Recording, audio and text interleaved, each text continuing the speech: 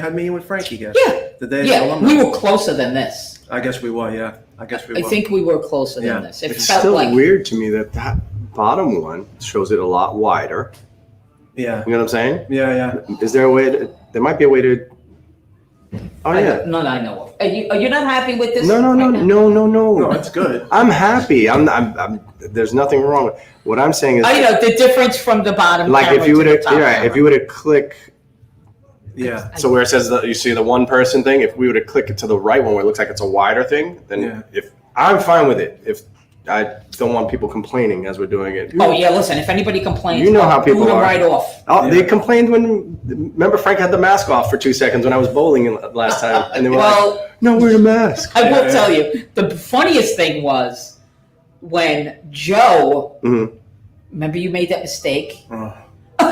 With that. He made a mistake one day. Yeah. What was that about? I can't even remember what it was. I'm sure you remember. You remember everything. Anthony Anderson, the bowler. Andrew Anderson. So I always say one thing. Let's go, Max. There you go. All right, you had to say that, right, Rich? But, it was Andrew Anderson, and I said he went to college at wherever I said yes. Because on Wikipedia it said he went to the school. And he was like, well, not really. I transferred there after. I'm like, all right, I didn't know. After I got kicked out. And, oh, my God. I got. It's like the next two telecasts, people are still bringing it up. Yeah. I was like, really? People get a life. Like, how about the other 68 telecasts I did? Yeah, nailed them. Wait, we remember stuff that people. You make one mistake, right? Listen, people are weird. You know how it is. I mean. You know the whole bridge maker joke, right? Yeah, right. Yeah, of course.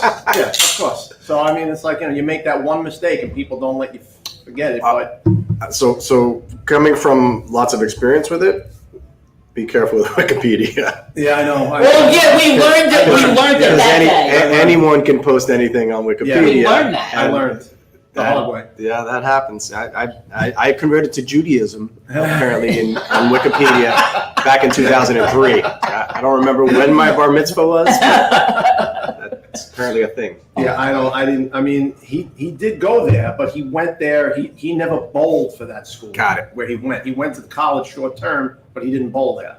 So I was like, oh, all right, somewhere in California. There's a countdown somewhere. Are we live? We're live. We can't be live. It says live right on there. Live. 7:15, 7:16, 7:18.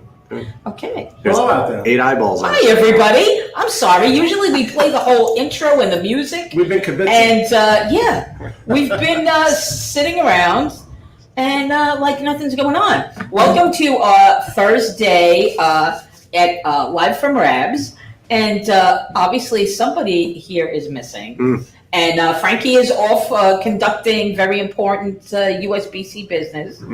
And but you know what, Frank? It took 2 people to fill your shoes. Oh boy! So I have the illustrious Joe Cal joining us, and Nelson Figueroa joining us today. The one and I don't, So that's what we have going on. We're going to be talking about the baseball stuff, which is amazing stuff going on. Nelson, what is going on? Why are the Yankees? Why are they dragging their feet? Most of baseball is dragging their feet. I think the superstars that everybody thought would be snatched up quickly. Oh yeah. Look at just 2 years ago where it was Bryce Harper and Manny Machado. Right. Everybody knew they were going to get these ridiculous deals. They didn't get them until February. Right. And that was in a normal season. Yep. Right now, we're still not sure when the season's going to.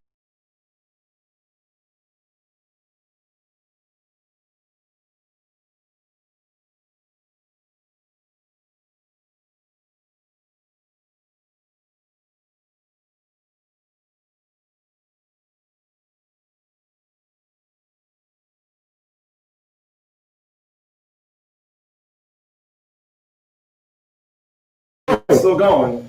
We don't know if we lost you or not. Okay, we might have had we've had Technical quite the difficulties. morning of technical Please stand by. issues. So, back to the conversation about the dragging of the feet on Right. signing some of these bigger players. Yeah, what you're looking at is that they're going to sign, and most organizations are giving them kind of the same kind of deals. Right. That's what we've seen with ownership over the last few years, Right. controlling the free agent market. And so they're making everybody that's below those major signings kind of panic and want to take a deal because they just want to have a deal before spring training starts. Right. It used to be if you weren't signed by Christmas, it was panic mode. Yeah. You're telling your agent, hey, what's going on? Why am I not getting a deal? Why am I only getting the same deals from every team? Yep. So it's the word is collusion. Yeah. That's the no word.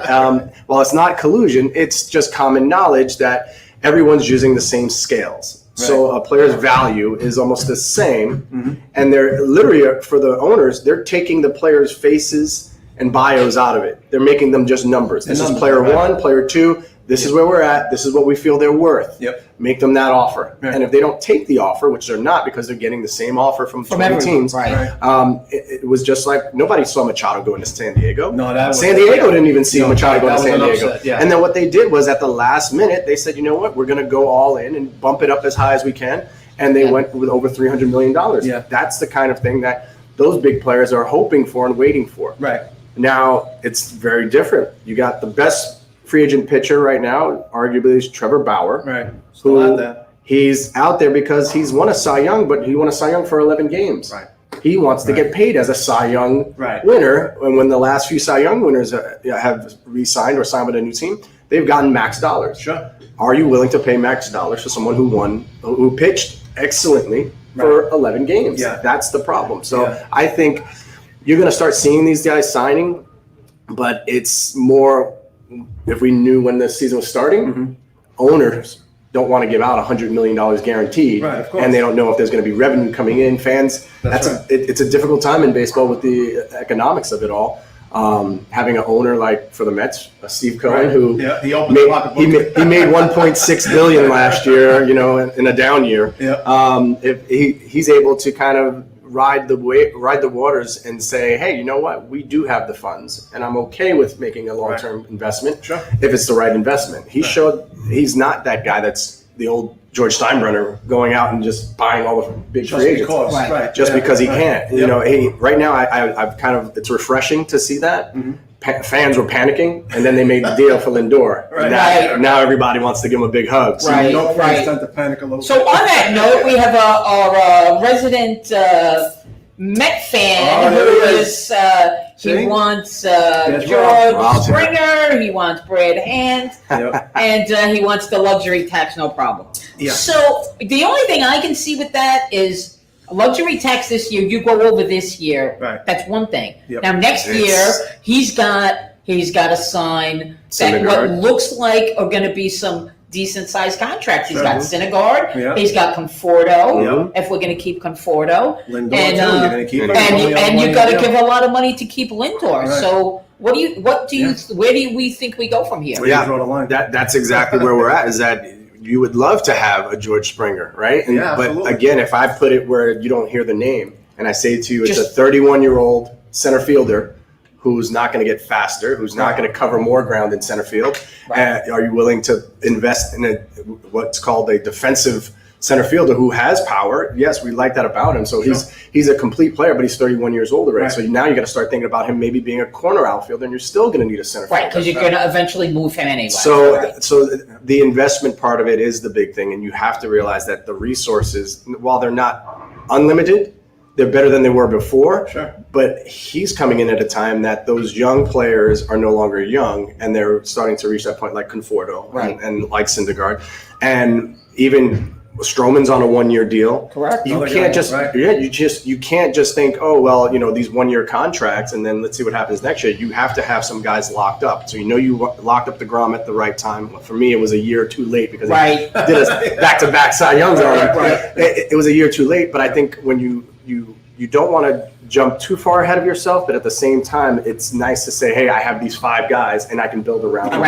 it, right? Yeah. And Lindor is a guy that you didn't go and make the trade just for a 1 year. You have to It's sign. nice to have him, and the Yeah. Carrasco part of it is a phenomenal Yeah. Very good. Yeah. part of it. That's the icing on the cake, right? Yeah. So now you have Carrasco for at least 2 years, and Right. he's only making $12 million, which Right. for $12 million for the caliber of That's pitcher a that is, steal. That's a steal. Exactly. I'm not. There's no guys in the free agent market that I'm looking to give that kind of money to that I'm going to get that kind of production. That's out of. right. Right. Yep. So now I think that's the scary part because you have to start thinking about that. The Yankees have the same problem when the judge is going to break the bank. Yeah. It's just arbitration numbers. Yep. His numbers. There's no one in the history of baseball that's had these numbers. Right. It's going to be very difficult to try and keep him low cost as long as you can. And that was the new baseball. Have these younger players. Yeah, the 20-somethings, and we'll have them for 5 years under team control, and everything will be great. And then don't worry about them in free agency. When they hit their 30s. Right. And most teams, no matter who they are churning those guys out. And so, I don't know. I think you look at the model set by the Dodgers. Yeah. It took them 5 years to get that World Series ring. Yeah. And they stay spent. competitive, though. They did. Oh no, without a doubt. It was like the Buffalo Bills. It felt like 3 out of 4 years they're going in, and you're like, oh man. Buffalo. but the beauty of what they did was they did go in with that attitude when new ownership came in, and they decided, hey, let's open it up and let's really put everything in, and let's see if we can do it. And that still wasn't enough. The Yankees had done that through 2000 plus, the Girardi era. Yes. He had an open. There was an open checkbook. Yeah. Best roster in baseball, and they won 1 championship for that. So it's I know. it's not a there is no proven science with money is going to win championship. Yeah. Right. I think if you can start now looking for other ways, the trades have been very interesting. Look at what San Diego did with the 2 trades to get 2 top flight pitchers. Yeah, that's phenomenal moves. That was something that no one saw that coming. San Diego finally said, you know what, we've got a ton of prospects. We don't need a ton of prospects. right. We're at this point now where we think we were close last year. Yep. And if what's going to get us over the hump, now they have a top 3 starting staff that can compete with anybody. good. So They have a very I good think the team. Mets are very close to that. I love that the budget constraints aren't really going to be there. And if you go over the luxury tax, as long as you don't stay over it for 3, 4, 5 years in a row. Right. I mean, and plus he can actually He write that can- check. right. He can write that check off pretty Right. easy. Yep. Right. Well, the luxury tax is something that really hasn't been the Mets vocabulary Yankees for have- a little while. But you see what happened with the Yankees. All of a sudden, got the Yankees got crippled by it. They were like, "Listen, we can't. Yeah. We every time we go over now, it's more than 20, it's more than 30. Yep. We're paying 40% of what our Keeps going up for the Yankees. And I still think that that's something that the fans don't really look at. Right. They get so ingrained in that, let's go for the big guy. Why are we not doing it? Mhm. And then they turn around and blame ownership and they blame management for not going after it when they don't realize that all those years that you spent all that money, That's right. now comes it back. comes to fruition. That's where true. you don't have the pocketbook. Yeah, I was playing. Yep. Good. MLB The Show. I was playing MLB The Show, and I tried to make the trade. Remember the trade I told you about? I was like, I'm going to go get Arenado. I went to go get Nolan Arenado. Okay. I was like, okay, now let's go all in. To get him on the Mets? Get Arenado on the Mets. So Not I gave a bad up. idea. I gave up. Here's the first part, though, right? Arenado was making 30. I gave up Dom Smith.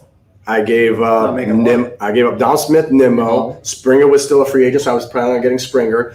But as I go to make the trade, first of all, it was so lopsided because those guys are still very cost friendly. Right, of Nimmo course, was making right. like $2 million. Yeah. Dom is still making Yeah. only Right. $750, and I'm like, okay. It said it can't do it budget wise, and I'm like, oh my god, now I got to get rid of bigger guys. It still had on the books Robinson Cano, so you had to find a way to That's right. dump Cano. That's right. Try to make so after I made the move and I get the trade, I'm sitting there and I'm like, I'm strapped to cash. I can't even afford to go get Springer now.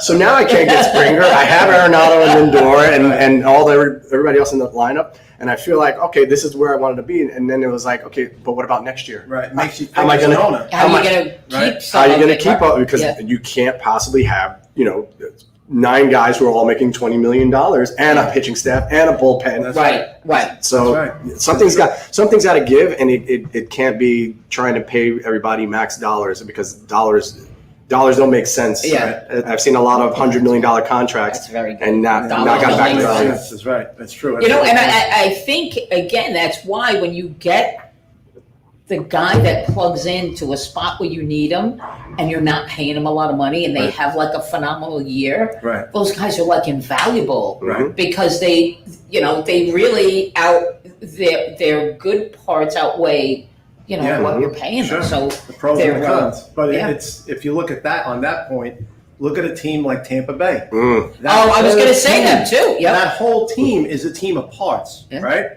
and they traded their best pitcher. Well, one of their best pitchers. Yep. Yeah, he was Archer. their best pitcher, Mhm. right? So I mean, now you have that team that while everybody else is still trying to build and build and build, they're still going to compete because of the way that they're built. Yeah. You know, I mean, that organization to me, even though it's the Yankees' new rival, not the Red Sox anymore, Right. but they did it right.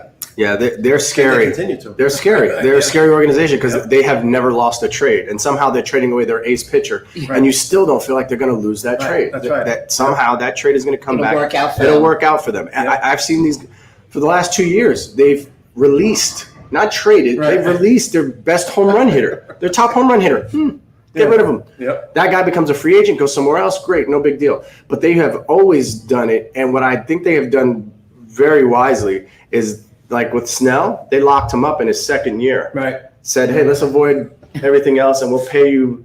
And it makes them very tradable. Yeah, absolutely. Who Yeah. he's making $37 million for the next 4 years. Yeah. $37 million. That's it for possibly the best left-handed pitcher, especially in the American League.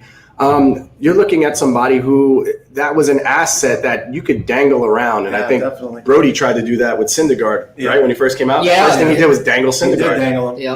He was going to be the guy that, hey, he's younger than DeGrom. He has the upside more than DeGrom. What are you willing to give me for him? Right. Yeah. There was the He Yankee tried to get talk. Tatis Jr. Right. And there was the Yes. Yankee talk Yes. too, with Syndergaard Yeah. going to. Yep. They were Yankees. dangling the Yeah, Yankees. they were trying to maybe get Sanchez and Right. Andujar. Sanchez and Andujar. They were trying to get those two.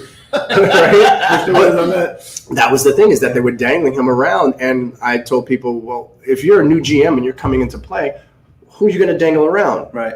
Robert Gesellman?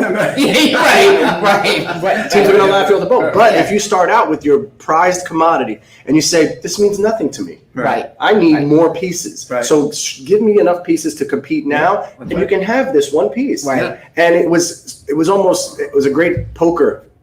You know, for Yeah. his Yeah. initial GM meetings, he walks into the meetings and he's like, "Who wants Syndergaard? I don't need him." Yeah. What are you Meanwhile, gonna you do know for inside him? he's going, No. I don't want to get rid of. So you know there was text messages sent. It tests the market a little bit too. You want it. See what people are going to offer You you. want to check the temperature, right? Yeah. So that's what he did. He raised the temperature in the room because here he was just coming in and said, hey, if you want Syndergaard, make me a good enough Make offer. me You an can offer. have him. Probably told Syndergaard, look, this is a bluff. So again, I was going to ask You you have to With the do it. player. from the Right. You player's have to point do of it, view, yeah. how does that make you feel? I mean, in a way, if you're being touted as the Prize this is my commodity, right. if this is my prize guy, what are you going to give me for him? On one hand, but on the other hand, there's got to be that little bit like, so if somebody comes back with a good deal, am I gone from here? You know, so The answer is yes. Yeah, But, yeah.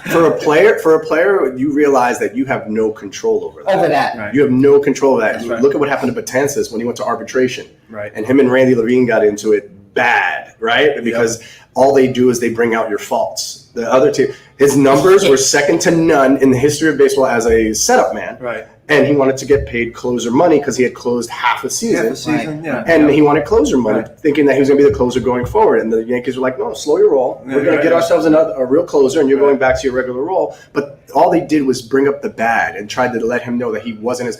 I remember I was playing catch with him in AAA with the Yankees, playing catch with him, and he couldn't repeat his delivery.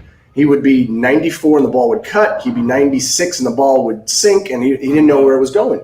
And so they sent him down to AA. And that was in 2012. Right. 2015, he's in the All-Star game striking out everybody. And I'm like, what's changed? I asked him. And he's like, he changed his mechanics a little bit. He started pitching only from the stretch and wasn't worrying about being a starter. He came up as a starter. Right. I remember. Yep. That all changed for him. Yep. So you look at what happens in that element of it. So if you're that player, that prized player, and you're being talked about, and the GM has to give hey, Right. This is it. This is I got to this is test the the way we're market. playing it. We're putting it out there. Because Yep. his first reaction was, he put something like big eyeballs or like, what's going on? Right. Yep. And it was like, maybe he didn't get the memo yet. Or just playing some poker as well. Right. To be like, all right, Right. I'm Yeah. not sure what's going on. That's fine. But I'm pretty sure he had a good conversation with I'm them. sure he did. And they said, look, we gotta make ourselves relevant. What was the idea with Brody?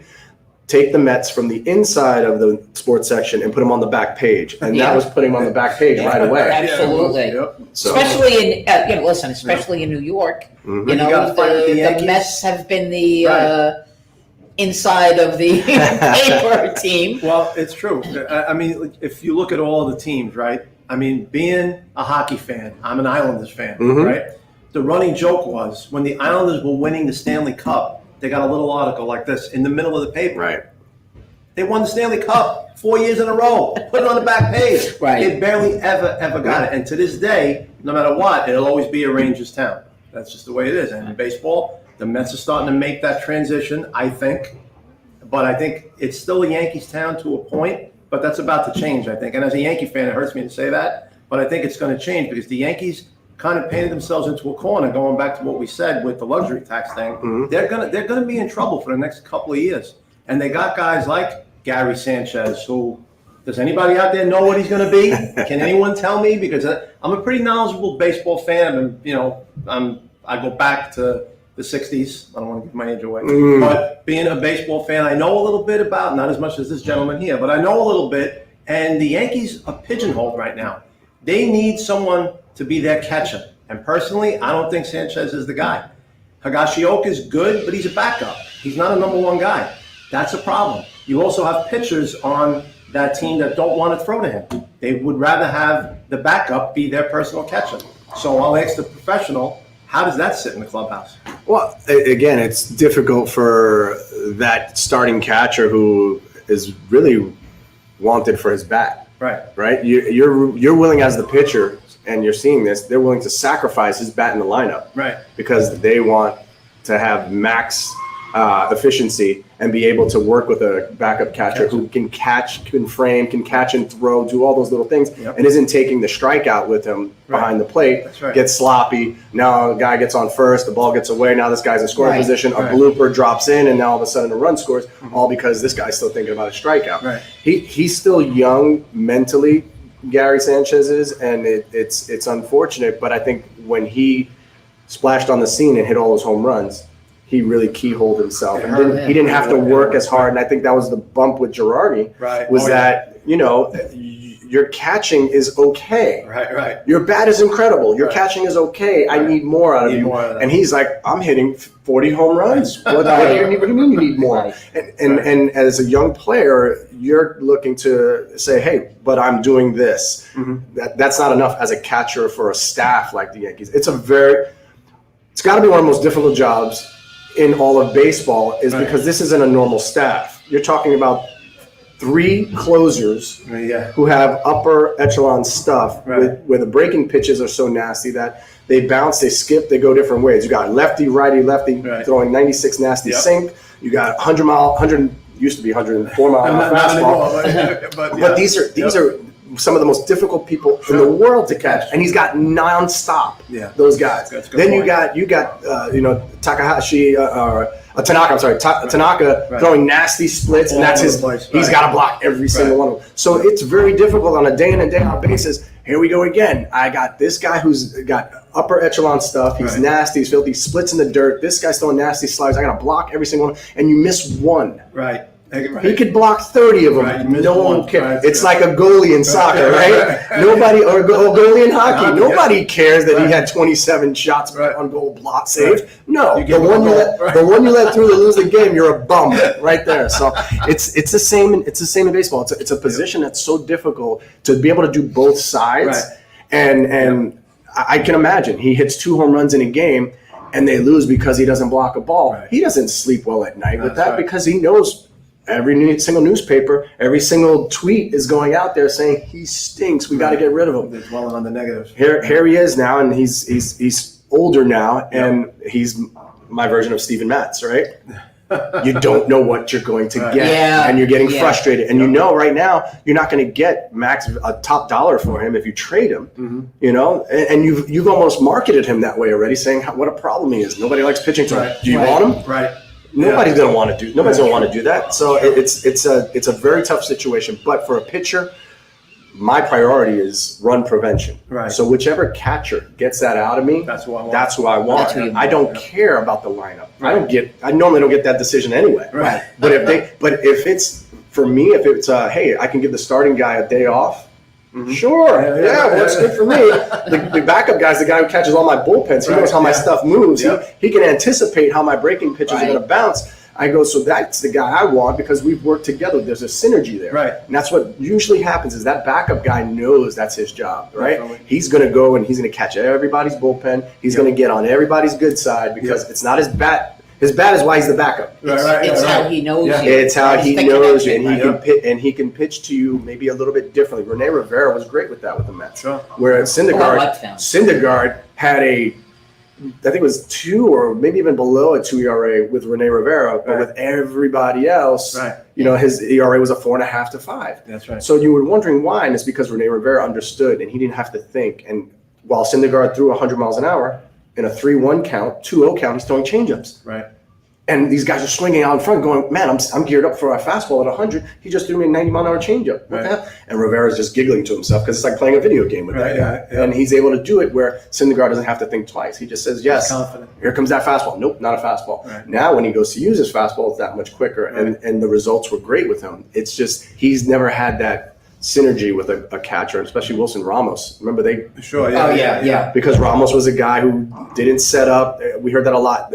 They want the glove lower. Right, yeah. Cueto had that with Sal Perez when he went over the Royals. Salvador Perez, right? He wants the catcher set up lower, so you lower target. Those little things make a huge difference. And it's not making an excuse, but if you're used to a certain style, you're used to a certain catcher, and now you get a different guy who does things differently, sits up higher even, tries to keep a straight back and steal pitches. Yeah. Now all of a sudden you're throwing pitches that are moving to the zone. You feel like they're striking. He's moving it, and the umpire's like, no, you're moving Right, it. correct. Yeah, that's right. Because that's partially what they're reading from. Yep, and that's something with Sanchez. It's the same thing. So you want him to block, you want him to throw out runners, you want him to frame better, you want him to do everything. So all he's hearing is negative, and I struck out 4 times. Right. I hit a home run.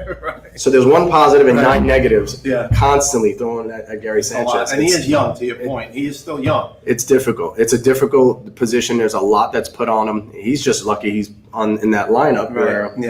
He's pretty well surrounded. He's got a nice cushion. And I think that's why they focus so much on getting his catching skills better, because they would take the trade-off. And that's what I was going to say. I think in a position like catcher, I'm not saying you can hide a bad hitter there, but if the payoff is he's good at his other skills, throwing out batters, keeping people close, helping out the pitchers, then I'll take a little weakness in the bat to have all those other things, because those other things, I think, help the team overall. Definitely. They do. Yep, they do. I mean, if you think back to when the Yankees in 2009, yes, I know the last time they won the World Series. In 2009, they had Jose Molina was A.J. Burnett's personal catcher. And when the playoffs came around, everybody was like, is Girardi really going to sit? Is he going to sit Posada and let Molina catch him?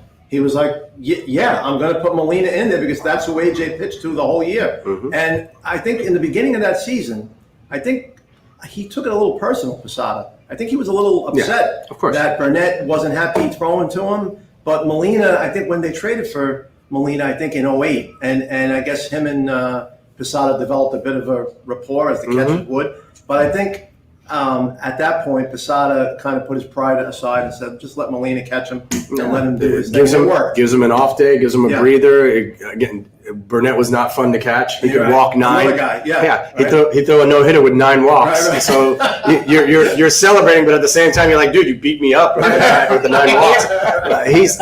That's one of the beauties of the game is those backup catchers. Greg Maddux famously only pitched to Perez. He would not pitch to Javi Lopez. And Javi Lopez was the big thumper that could, but it was the style that Maddux had. It was the way that they worked together, the synergy. Synergy is everything. And so it used to be a PC, personal catcher. This is this guy. If this guy gets traded, this guy's getting traded with him. Wakefield throwing the knuckleball, and they went and what was it? Doug Mirabelli. He went as a free agent, left, and then all of a sudden they traded to get him back because Wakefield was struggling because the catchers couldn't catch him.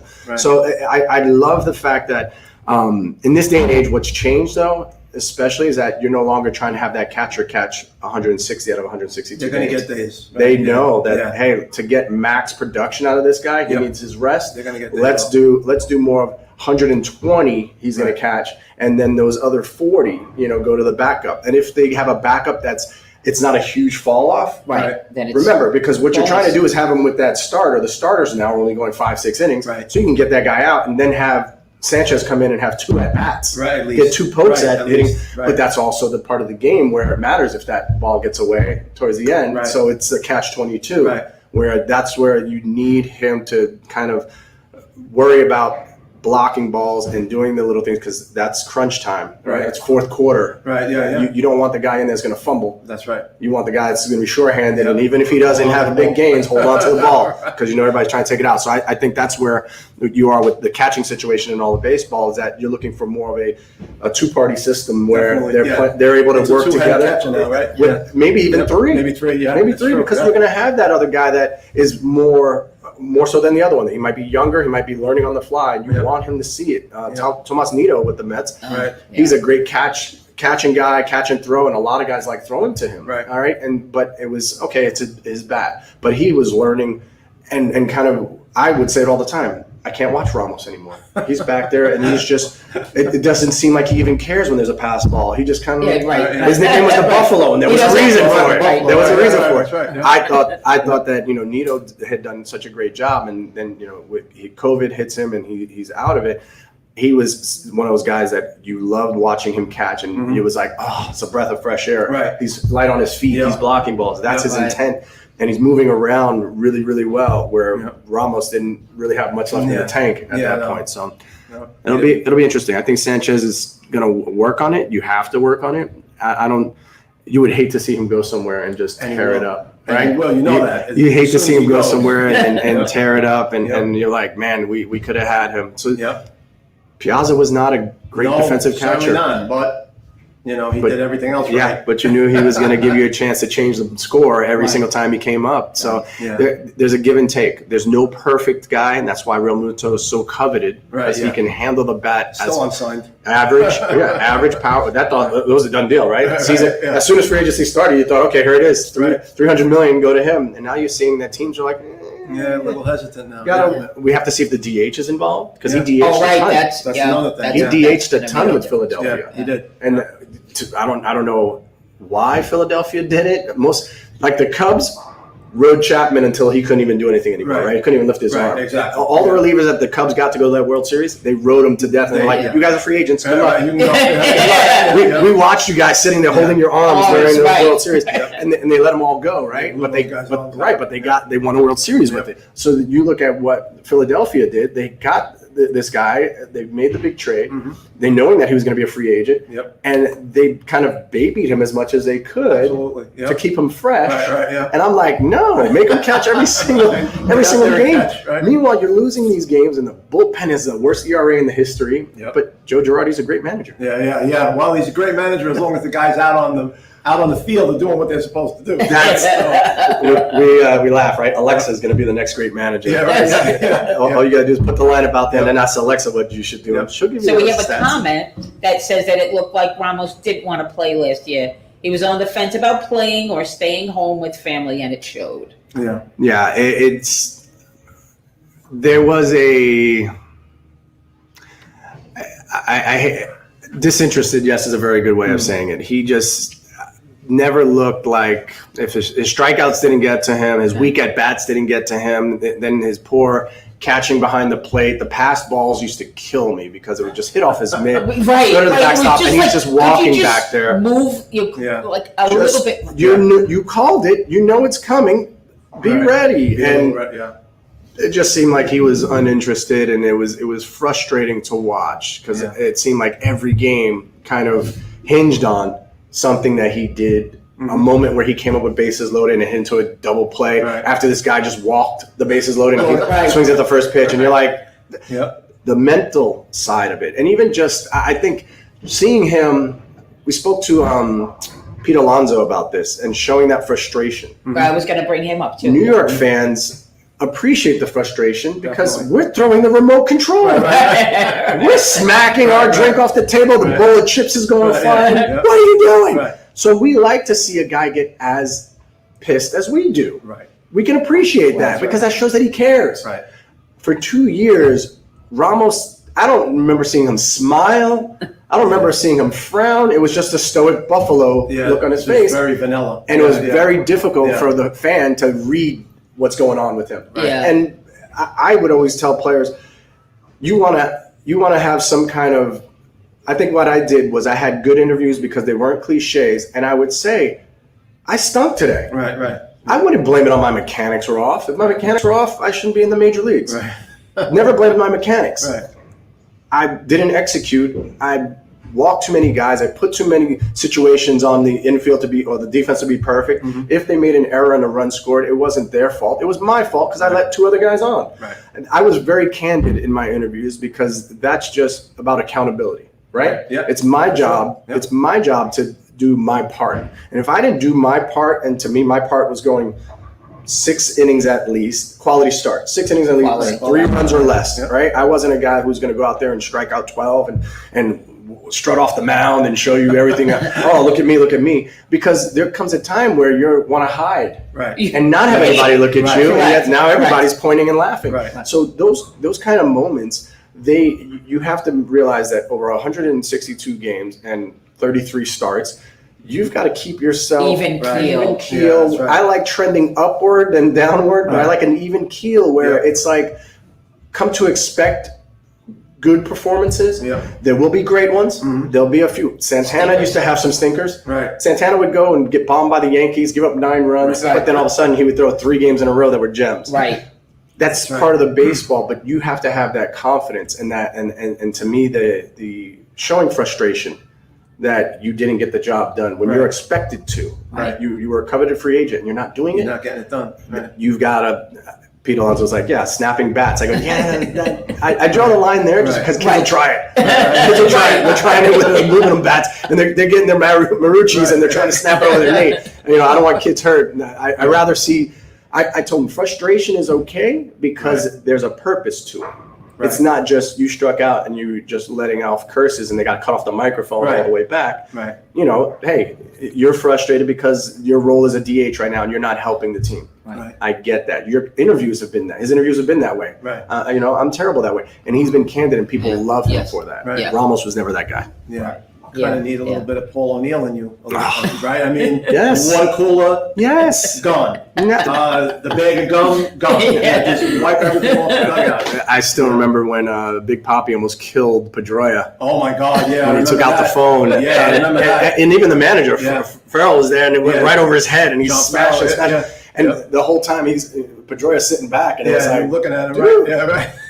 There are those moments that have to happen, and even if it's only once, Aaron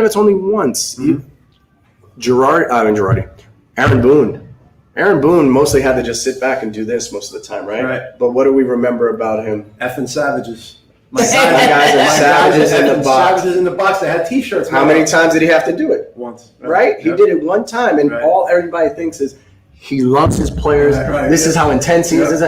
The rest of the time, he's been sitting back like this. He doesn't have to do it. But one time, you have to kind of let it out, and then the fans will see, hey, it's more than just sitting back and collecting a paycheck. Right. It's getting upset when you don't get the job done. Be a little passionate. Passion. That's all you want from guys. You want it to not be, it's just a job. It's just, it doesn't matter. This isn't my life. When you start hearing those things, and that's what you're concerned about because this person, before he got the big money, he was balling out. He was sliding, diving, trying to turn singles into doubles.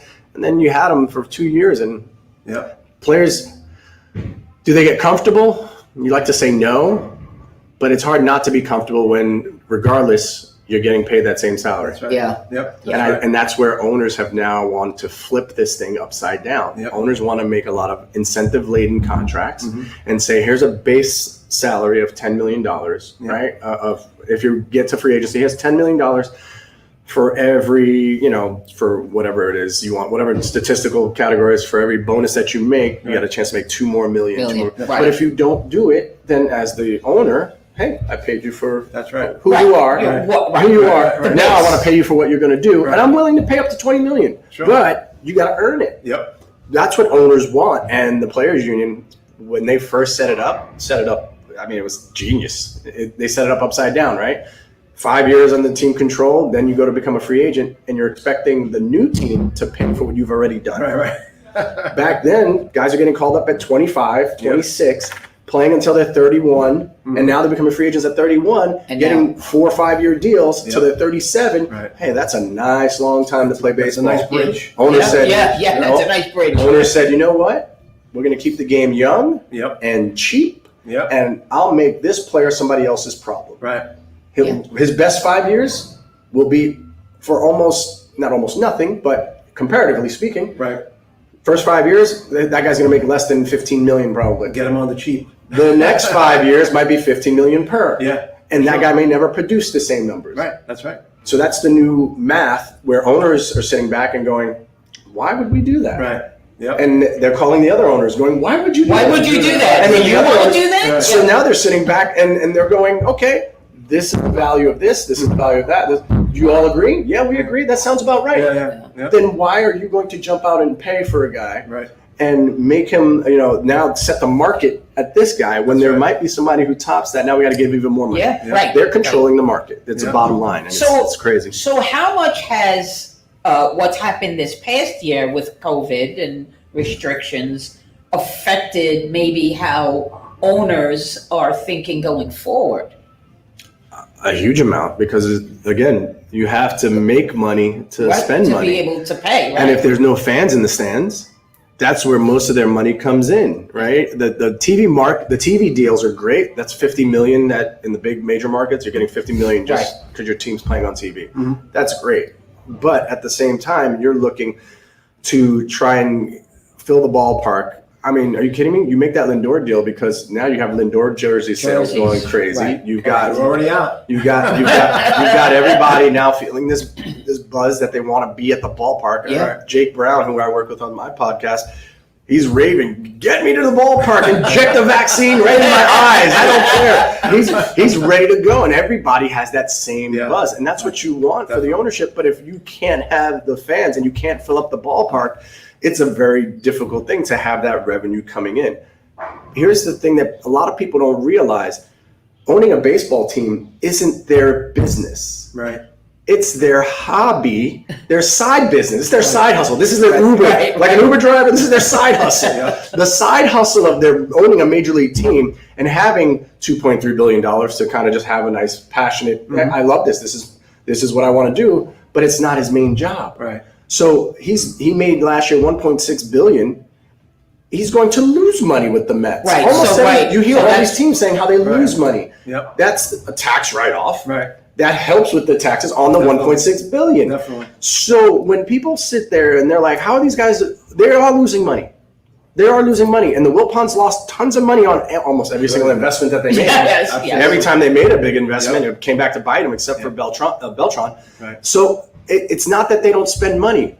Would you keep spending money and having nothing in return? And when we're Big laughing, decisions. we're laughing, saying, "Oh, it's $30 for a ticket to go to a game. I don't want to watch them. They're going to lose." Oh yeah, well I'm spending $160 million of my money every year, and the team's losing, and I'm watching them lose. Right. So having a fan as an owner, where he's out there saying, "I'm a fan. I'm doing this because I love the Mets. I love the game," but everybody just expected him to spend. Right. He got into arguments just recently Yeah, he on did. social media saying, "Hey, you think our money isn't green as anybody else's?" Correct. Nobody's jumping at because they're offering the same kind of offers. That's right.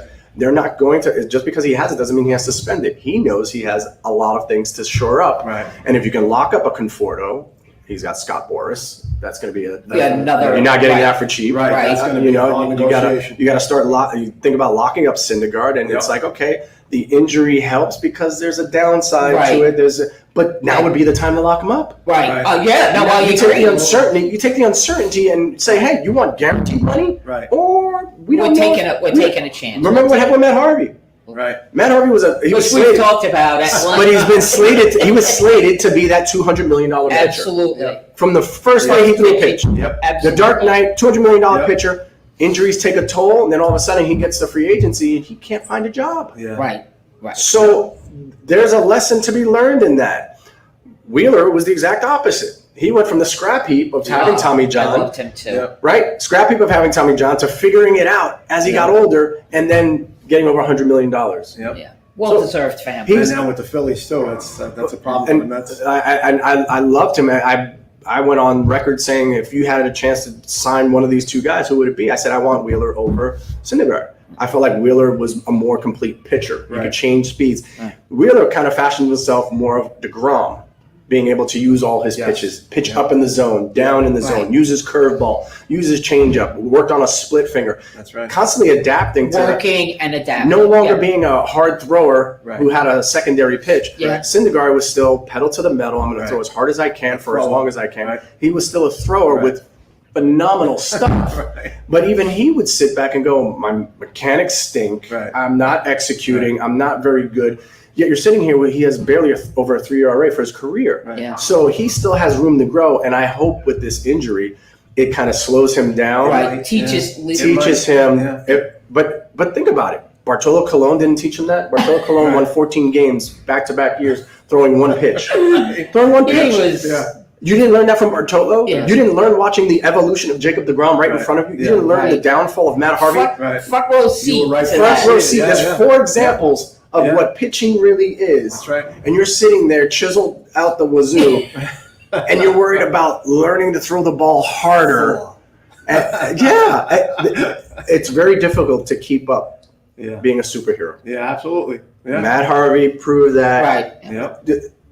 Did Jacob deGrom ever get a name? No, he never got it. Did he ever care about a name? Did he ever have a shirt made after him with his face on it? No. Just the hair. He had the hair. That was a giveaway. They had the hair because of the outline. And I'm so a little jealous of the hair. I'll tell you what, he hated the hair. I bet he did. He did. He hated the hair, but it became his thing, right? And it was marketable. And it was so he kept the hair. And then when he cut off the hair, first thing everybody said was, oh man, maybe it's the hair. No, it's the fact that this guy can throw any single pitch at any single time. And I was glad that he had that success right away because otherwise people would have panicked and thought it was the hair. Syndergaard, I think the same thing for Syndergaard. I would love for him to come into spring training, kind of what Thor did in the movies, right? Got rid of the long hair, shaved it all up, focused, laser-like focus, and be able to kind of take all these little lessons. If I was friends with him, if I was a coach of his, I would sit down and be like, look, Bartolo showed you how to do it with one pitch. This guy showed you how to do it by moving the ball around in the zone, up in the zone, down in the zone. I know when you first came up, cheese at the knees, 98 at the knees, nobody's going to hit it. Well, you know what? Hitters are controlling the knees. Hitters are launch angle, dropping the barrel down, and they're beating you to the punch with it because you're predictable. You're being predictable. Be a little unpredictable. And let's see what happens. Spring training, if I was him, I could see him doing 8 straight changeups. See what happens. DeGrom did it to Altuve a few years ago, and Altuve goes, he could throw me that 100 times in a row, and I still wouldn't hit it. But those are the learning experiences you want to have. Instead, he goes out there in spring training, and he's 99 from the first one, and they're like, oh, it was great. You know, you were throwing the ball 100 miles an hour. Most of those guys in the first week are holding the bat. They just want to try. They're not even swinging at it. And you're feeling really good, overconfident. You start taking your shirt off and doing interviews. I want to see him more kind of buttoned up, focused, and I think sky's still the limit with this guy. So if I was a team, I'm going to him and looking at some of those contracts out there and say, hey, guaranteed money is guaranteed money. You can risk it. I mean, Severino took the 4 years, $10 million each, and for him it was great because it bought out some of that. But he's making $10 million even if he was sitting at home. You go and you have another injury or a setback. The Mets pitching coach was a guy who was coming up through the system and had Tommy John, rehabbed, blew out again, had Tommy John again, and was never the same. And now he's a pitching coach. Not saying that that's Syndergaard's future, but but you don't know. You don't know. Guaranteed money, I think you can wow him. And then with his mindset, if his mindset stays the same, that he's just going to come in and just throw as hard as he can, I think the chances of not really healing as well as he should are going to be higher because Nate Eovaldi is the guy who comes to mind. Nate Eovaldi was threw as all the bit as hard as Harvey or Syndergaard and DeGrom. He was a thrower, right? He was a thrower though, because and what we know, why was he a thrower? It was 98, it was 100, but he had to develop a split finger. A split finger, by design, isn't a pitch you control. It's the fact that all you're doing is throwing it like a fastball, but it's coming out of in between your fingers, and it does what it does. It dances. If it dances, you get the swings and misses. If it doesn't dances, they hit it out of the ballpark. And when I threw him the split and he just hit it. It's almost like a knuckleball pitcher, right?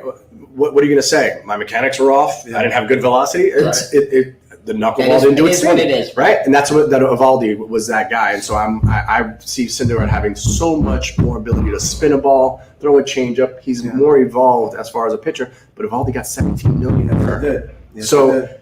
I would kind of be in the ballpark of saying, hey, Mr. Syndergaard, how does 17 per sound? Yeah, I would take it.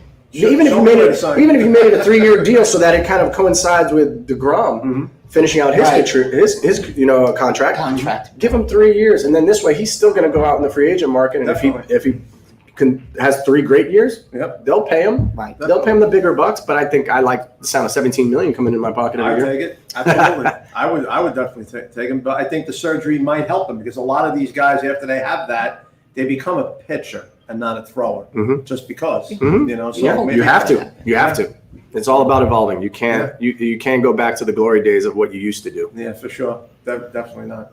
Yeah, and then Rob, I'll tell you, Rob has it. But if it's not the Knicks, last night Rob was on the Knicks. Where did they get these jerseys from? Why are they wearing dark jerseys at the Garden? Bring back the traditional home. I'm with you, Rob. Because I go with the Knicks back to the Clyde Frazier days. Bring back the traditional home jerseys. They got these jerseys on. The city never sleeps. No, it's just more stuff to sell. Bring back the right jerseys, please. But Rob is the ultimate. There's a lot of huge Mets fans, especially here. But Rob is the ultimate. So for my friend Rob, I'm going to ask Nelson this question. A Met question with a little bit of a Yankee twist. Okay? If the Mets cannot sign George Springer, if he walks, goes to somebody else, gets a better offer, would you, as the GM, consider a guy like, don't laugh at me out there, fans, would you consider a Brett Gardner on a 1-year deal? A guy that's proven, a winner, can play center field, he'll give you that short 1 year that maybe the team's built to win right now. Is it something you consider? It's the only part that I have a problem with is him playing center field.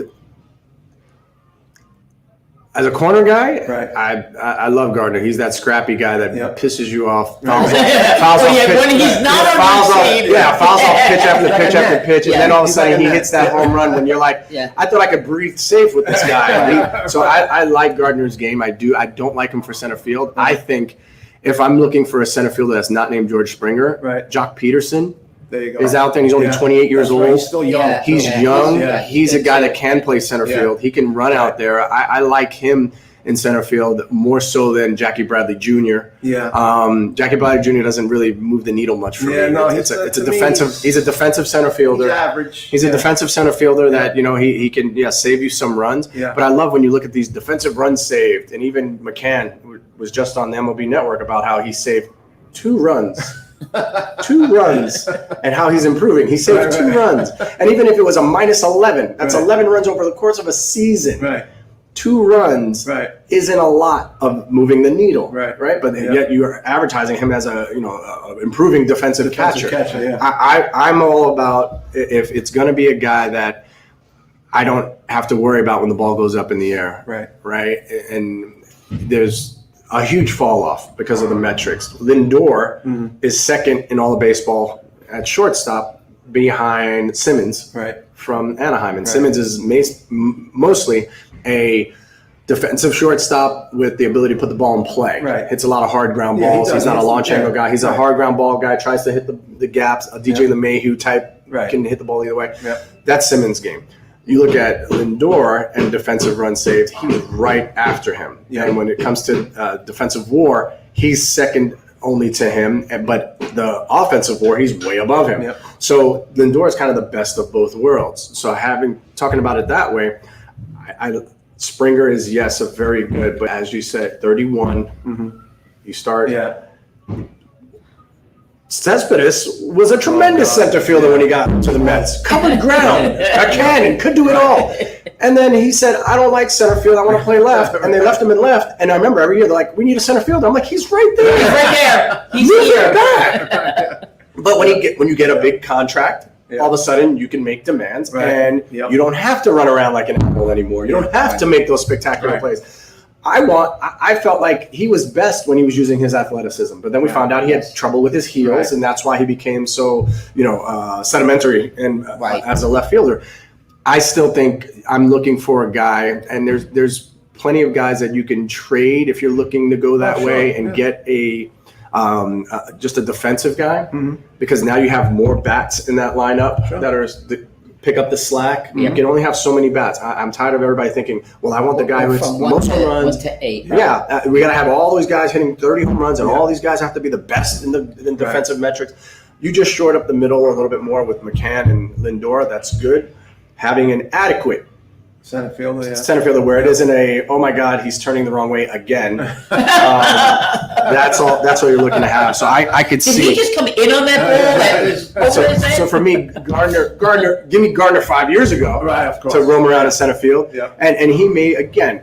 There's some guys that as they get older, they're wiser. He plays over. The shift helps with everything. Yeah.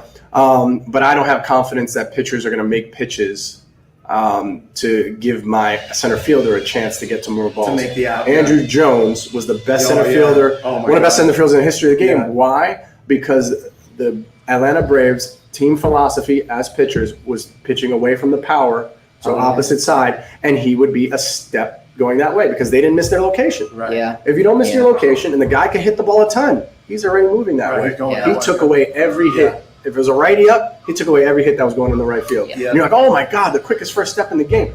It's cheating. It's a Right, cheat. right. He's already Because if started. these guys miss over the middle of the plate, and if these guys miss middle in and it gets pulled, too bad. Right. We're playing a little bit over anyway because we're shifting. We're shifting The up. ball's going to be in that gap, or maybe my left fielder can get to it. I can't get to it, but I get to anything that's my glove side, Yeah. and he did that for almost a decade. Yeah, he Yeah. did. And that's what makes it easy. Guys now, they're not able to Right. zone up and hit that spot and take advantage of the shift where you can take away a liability of a defensive Sure. guy, move him over a little bit and little have him bit. cheat. So either way, I think they need another outfielder that can go get them, and it's not just a Billy Hamilton Right. Yeah. who can't steal first base. Right. Right. Yeah. Yeah, That's where I'm at with Springer and center field. I think I saw Jock Peterson's name still there, and I'm like, That's a guy.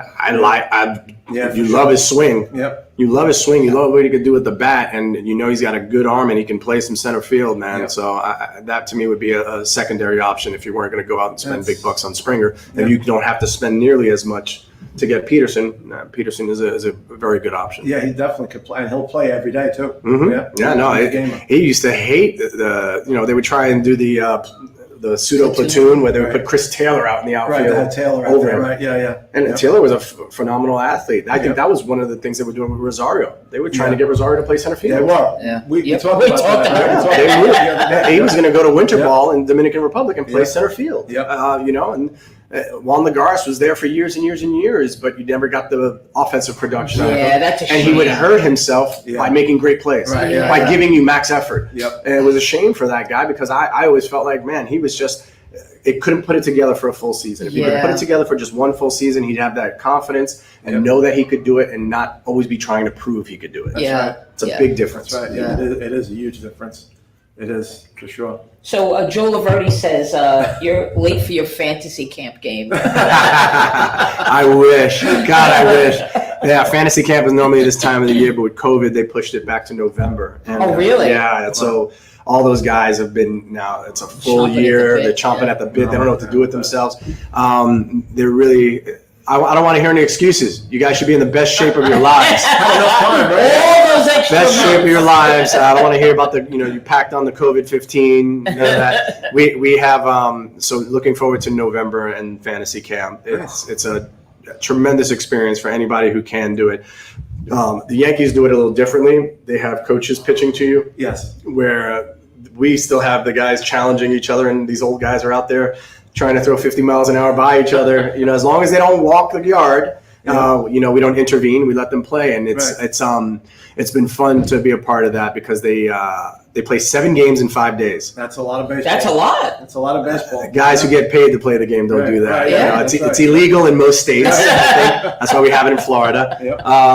And just the effort that these guys give and the passion that they have because they keep coming back for the abuse. Yeah. Not just on the field, but off the field Off from the all field. us coaches. Yeah. We start looking at them, and I was just saying about your glory days, right? Yeah. You'd be surprised how many guys I get the first day we're doing evaluations and we're watching them throw off the mound. And he's like, yeah, I used to pitch in high school. And I go, Would you graduate last year? What do you think you're going to do right now? I said, before you pull something, Right. don't Throttle back. dare reach back and try and throw this ball 80 miles an hour. I'm going to tell you right now, throw a strike. Let's start out with strikes and we'll work from there. And that's what I always try and get these guys to do is focus on strikes, clean up their mechanics a little bit because, they think they have to do so much more. Sure. And, it's a fun experience. They learn a lot. They have a great time together and they get to put on a Met uniform, which is, I know for you, it's the second best thing. Uniform, but that's why I'm a Met uniform. I'm a New York guy, but it'd be more of a thrill to put the pinstripes on. But hey, one of these days I'll get to a fantasy camp. It's on my bucket list. Nice. It's on my bucket list. Well, when you take your year off. Yes, when I take my year off. After you're my retired. sabbatical, He takes a sabbatical. There you go. I'm going to take my sabbatical and have a lot of things planned, but it'll be mostly golf. Golf first, and then baseball. Yes, finally, maybe it's we'll. Florida. You can do a nice little circuit, a little bit That's of both. true. I could do both. You can do both. That's true. That wouldn't be a bad gig. Yeah, I wouldn't mind. I'll get bowling in there somewhere. The The trifecta. Yeah, the trifecta. the Holy Trinity. That's right. So, Nelson, you also work, you do some camps and clinics around New York. Tell us a little bit about that. Yeah, when I took the job at SNY, in the off seasons, we didn't have a show.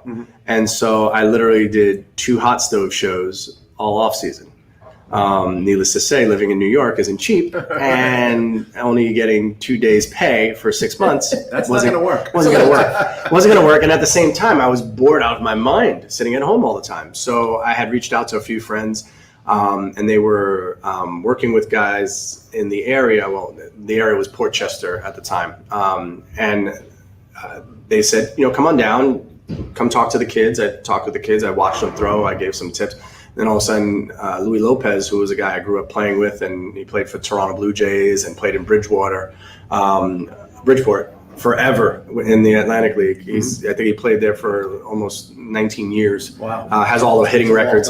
He's a phenomenal person, and he's a coach now. And so I would go and try and help out his team. And he's like, why don't you get into coaching? And I said, I thought about it. I'm doing the job on TV, so it's good to help in the off season. And I started getting some lessons and some kids, and we started doing them as group sessions, and then all of a sudden became private lessons. And I've had some kids since they were 8, now they're 13, and to see how far advanced they are compared to the other kids, and how their focus. Like, I never knew any of the things that I'm teaching these kids. It's amazing now. I told them, I said, my coach was Mr. Jones, and Mr. Jones would put down the brown bag, and he would say to me, they can't hit what they can't see. Throw the ball as hard as you can. And then I had a good curveball at 10 years old, and he goes, he's literally giving the signs from in the dugout. He's like, hook him! Uncle Charlie!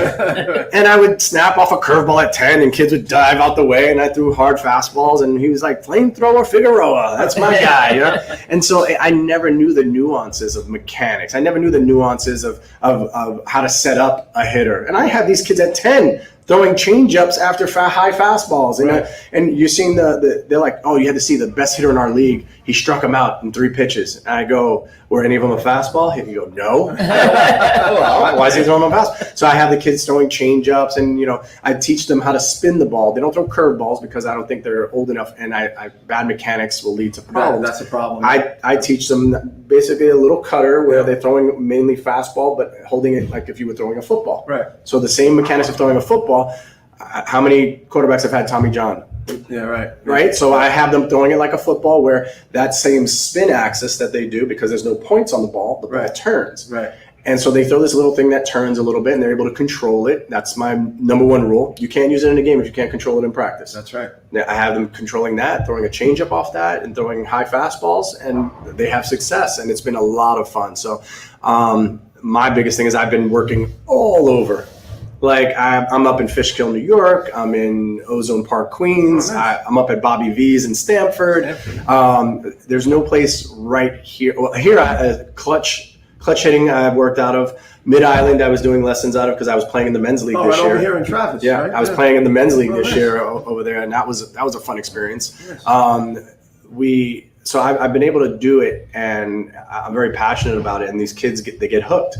Yeah. And they're like sponges. They keep soaking up. And then, of course, they all, hey, teach me how to throw a curveball. Teach me how to throw a split finger. No. There's time for that. There's time for growth and there's time, but I love the mental side of it and really not being the kid that walks a lot of people, not being the kid that gives up a ground ball and they make an error and you're the pouting kid. Right. I work on the mental side of it as much as I do the physical side of it because it's so important to these kids that they need to realize baseball's a game of failure. I know you're batting 700 now, but now you're going to go from the 45-foot mound and 60-foot bases to 60-90, and the game will never change again for you. 60-90 is where you're going to be for the rest of your life. Right. But in the beginning, you're going to have a lot of failure. You think the ground ball that you normally hit and you beat out, you're not beating that out anymore. Those bases are a lot longer. They don't realize that. So for pitchers, I tell them the same thing. Listen, challenge hitters because it's a lot further to get it out of the infield. That's right. What used to be a base hit through the infield is a ground ball right to shortstop. Right. Challenge them in the zone, throw strikes, get ahead, stay ahead, all those little things. And I think you see these kids really, they have more success. The parents are not having to do as much. I give the parents, key phrases to say where it's not the same old, come on, Jimmy, try harder. That's not what we're trying to do. We're trying to get pay attention out there. Like he's not trying. You think he's not trying? Right. I try to always give I even work with the parents on, look, in the beginning of the season, I want you to do two things. First month of the season, you ask them two things. After the game is over, you say, how did you do? Hear his words. I have the kids keep a journal. They write down the good, the bad, the ugly. And I want them to, the ugly usually deals with the emotions.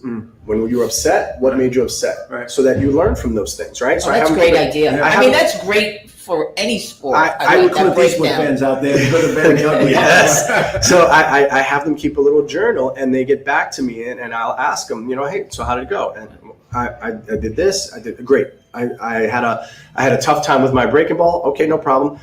Were you able to use your changeup? Yes, I was able to use my changeup. Great. Now, what was the ugly? Well, the umpire didn't call a strike, and he called it a ball, and it was a strike. I go, wait a minute. You said the umpire called it a ball. I go, then it was a ball. You can't change it. There's no reason to keep your thoughts on it. Let's take that, and then I have them crumble it up and throw it away. There we go. We got our next one. So I want them to have that ability to say, we always talk about closers having a short memory, right? Tomorrow's another game. If you blow a save, you got to be ready to jump back on it. For these kids, it's one thing to work hard with me during the week and then they don't get the results during the game. And there's a lot of kids like that. But that's an emotional thing. That's a nervous, that's a tensing up thing. I work on the breathing, just having them relax and treat it hey, what's the only difference here? Oh, there's a hitter standing in there? I don't care. There's a catcher. I'm going to the catcher. The only thing that the hitter does for me is give me information about how I can get him out more ways. Right? If I make a mistake over the middle of the plate, I gain no information. If I'm able to put the ball where the catcher's sitting on the outside part of the plate and his reaction is he does this with his arms and he lunges out, okay, well, he's a guy that tries to lunge out on his front foot. I can now throw in. So there's a lot of information, and I know they're only 10 years old. But it's funny to watch them. I go and I watch their games, and I just see them at a much higher level and understanding the game. And whatever they come back with questions, and I feel like it's something that I'm getting into a lot more and more, and I'm working with a lot more older kids now, and I'm working with some college kids, some semi-pro guys who come out and just changing a little thing in their mechanics, a little thing in their focus, and it changes everything. Something clicks, and that's been exciting. I've loved it. So as you were a youth growing up, you went through youth services, and Terry wants me to ask you about Mel Zitter.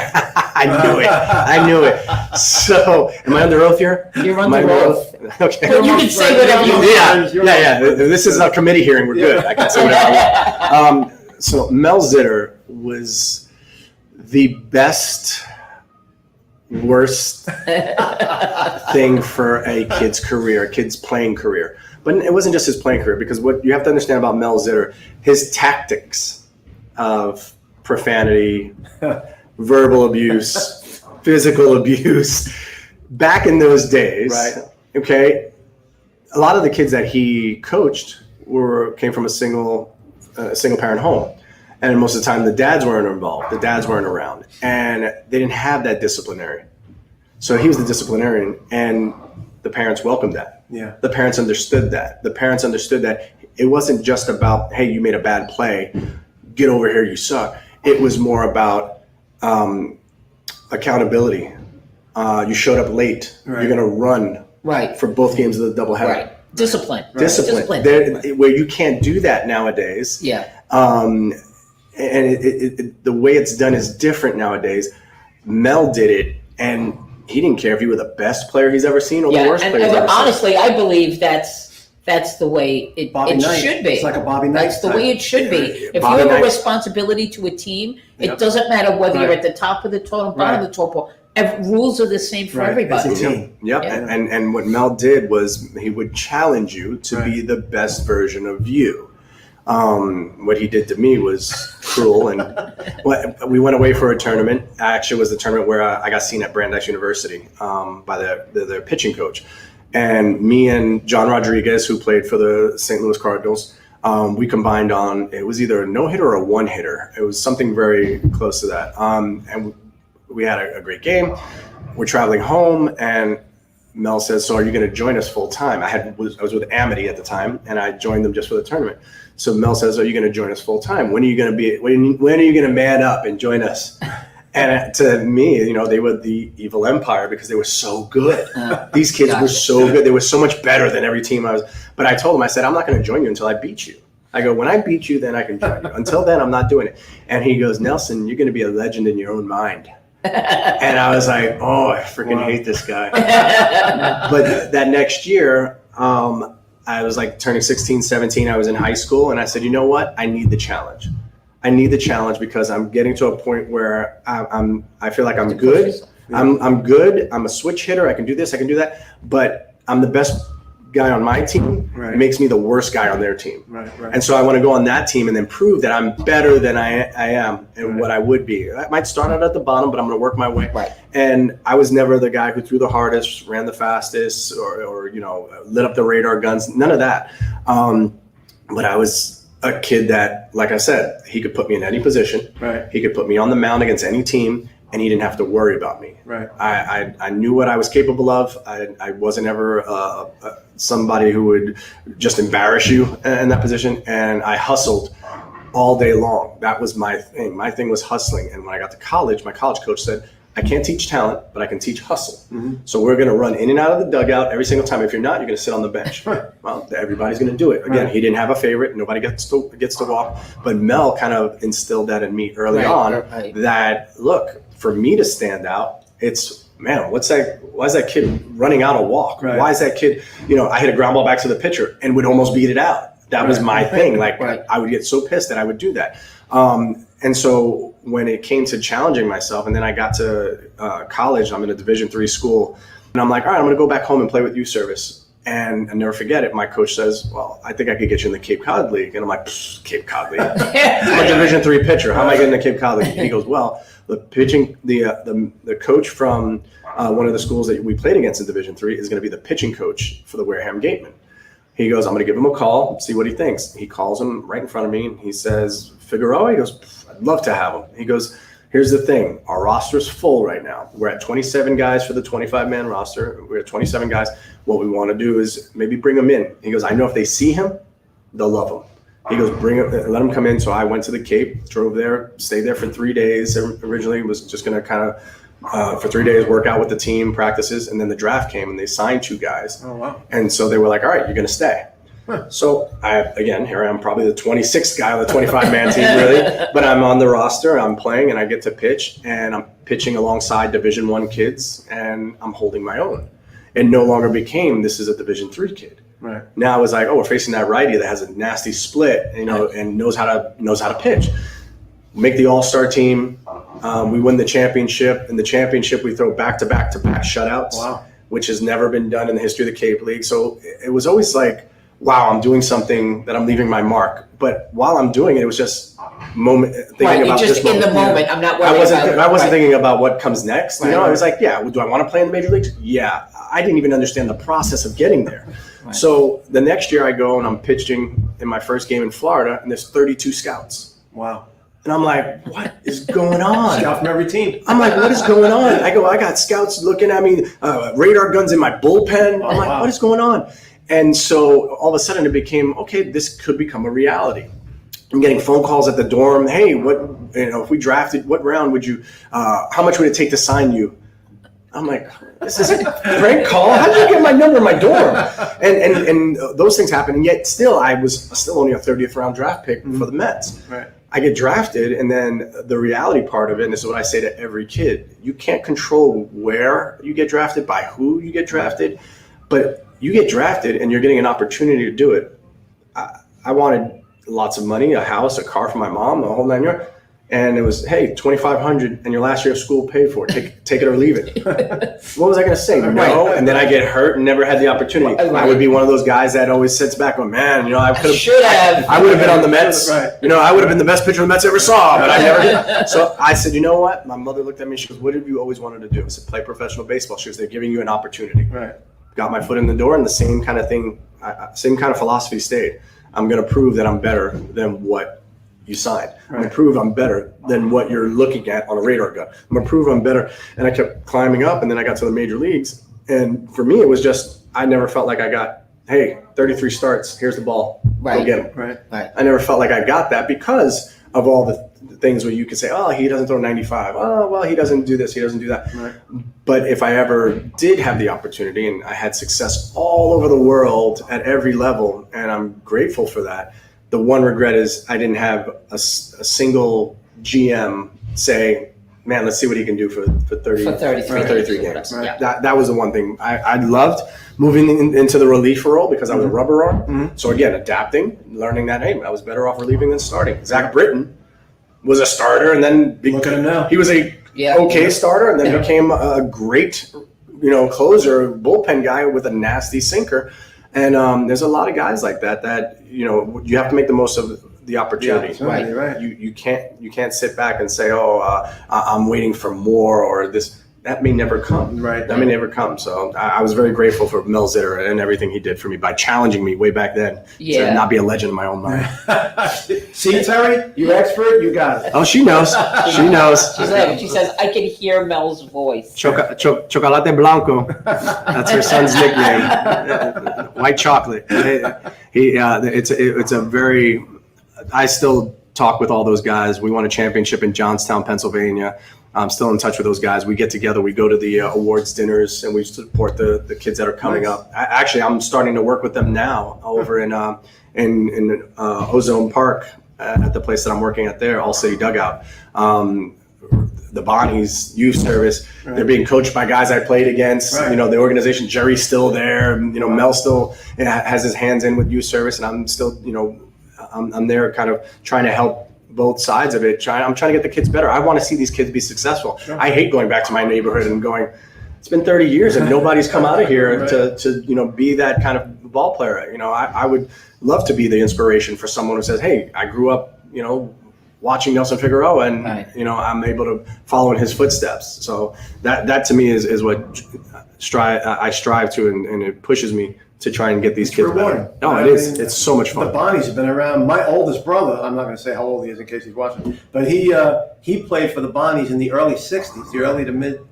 60s, around there. Mm-hmm. And the Bonnies, all that stuff, it's been around a long time. Parade grounds. Oh God, that's been around forever. Parade grounds are phenomenal. The whole.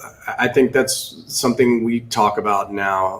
All us former players. We go back to the parade grounds and waking up at 5 a.m. to go fix the field, clean the field, rig all the glass, dirt, and needles, bottle tops off the field, so that when you're playing shortstop, these things aren't bouncing up on you. Just having an appreciation, and then all of a sudden you see now the turf fields and everything else, and I laugh because I go, these kids are complaining about playing on a turf field. Yeah, they don't know. They get easy ground balls. I go, you used to worry about losing your teeth. Yeah. Louis Lopez, shout out to losing your teeth. He had one knocked out when we played. But yeah, there's such a rich tradition with the Bonnies and Youth Service and that rivalry that it's great to see how many players have come out of those systems and had an opportunity. I was going to say, seems like they've had a lot of success. Yeah, they will continue to. Yeah.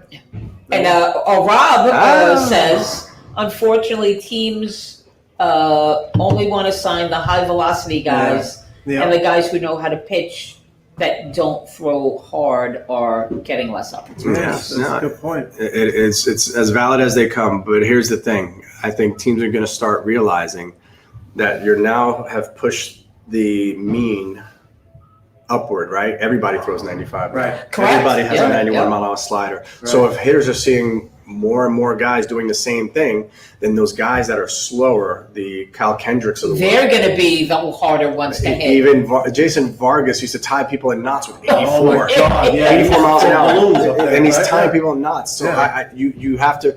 There is a point in time where you have to kind of say, hey, you know what? Maybe having two guys on the staff who can mix it up and throw. Yeah. That's why I love the Carrasco. Yeah. Carrasco's It's a great not move for them. Carrasco's not Great a move. hard thrower, Yeah. but he can spin the ball. He Yeah. can change speeds. He can change eye levels. He can do all those little things. Yeah. So those guys are important, and I think the game is going to start realizing Definitely. how much you're going to need those guys. Everything's been catered to offense. Right. The equalizer for me, and I don't know if I've said this before with you, Naz, the equalizer for me is if we took away the armor, Yeah. Right. if we took away the armor, Yep. pitchers pitching inside would be more effective. That's right. Oh, yeah. Because the fear of getting hit, Back to Bob Gibson. it's what Yep. it's what separated a high school player Yep. from a professional player, Yep. from a professional player, from a major league player. Right. Okay, is that there is a level of fear of getting hit Sure. that you're not diving over the plate. I watch Ronald Acuna, and he Yeah. dives in Right. there. He's got Yeah. the elbow, the shin guard, everything. He's is- like a goalie. right. So you have all this armor and you have all this gear, and you're having these guys put up these incredible home run numbers. Mm-hmm. And yet these pitchers are coming in and they're throwing almost the most expensive batting practice in the Right. world. Yeah. Yet you're telling them, oh, well, they're not pitching in enough. Well, I can't pitch in. Right. I can't pitch in Right. because it's a ball. And Right. if they get hit, I think if you don't want to get rid of the armor, let's do it this way. The first time you get hit, it's a ball. The Right. second time you get hit, you get on base. You get on base, But right. at least I get a chance to, hey, shake him up a Let little me bit. tie him up. I shake him up a little. I'm going inside. He's Yeah, diving sure. inside. Yeah. If it's within within the white line of the batter's box and the plate, there's about this much room there. If I hit him in that area, that's kind of that gray area. Right. It'll be a ball, but you won't get to go to first. That's right. That's You a good will point. stop trying to dive out there, which we Right. see every hitter doing, Yeah. and exploiting a hitter's weakness.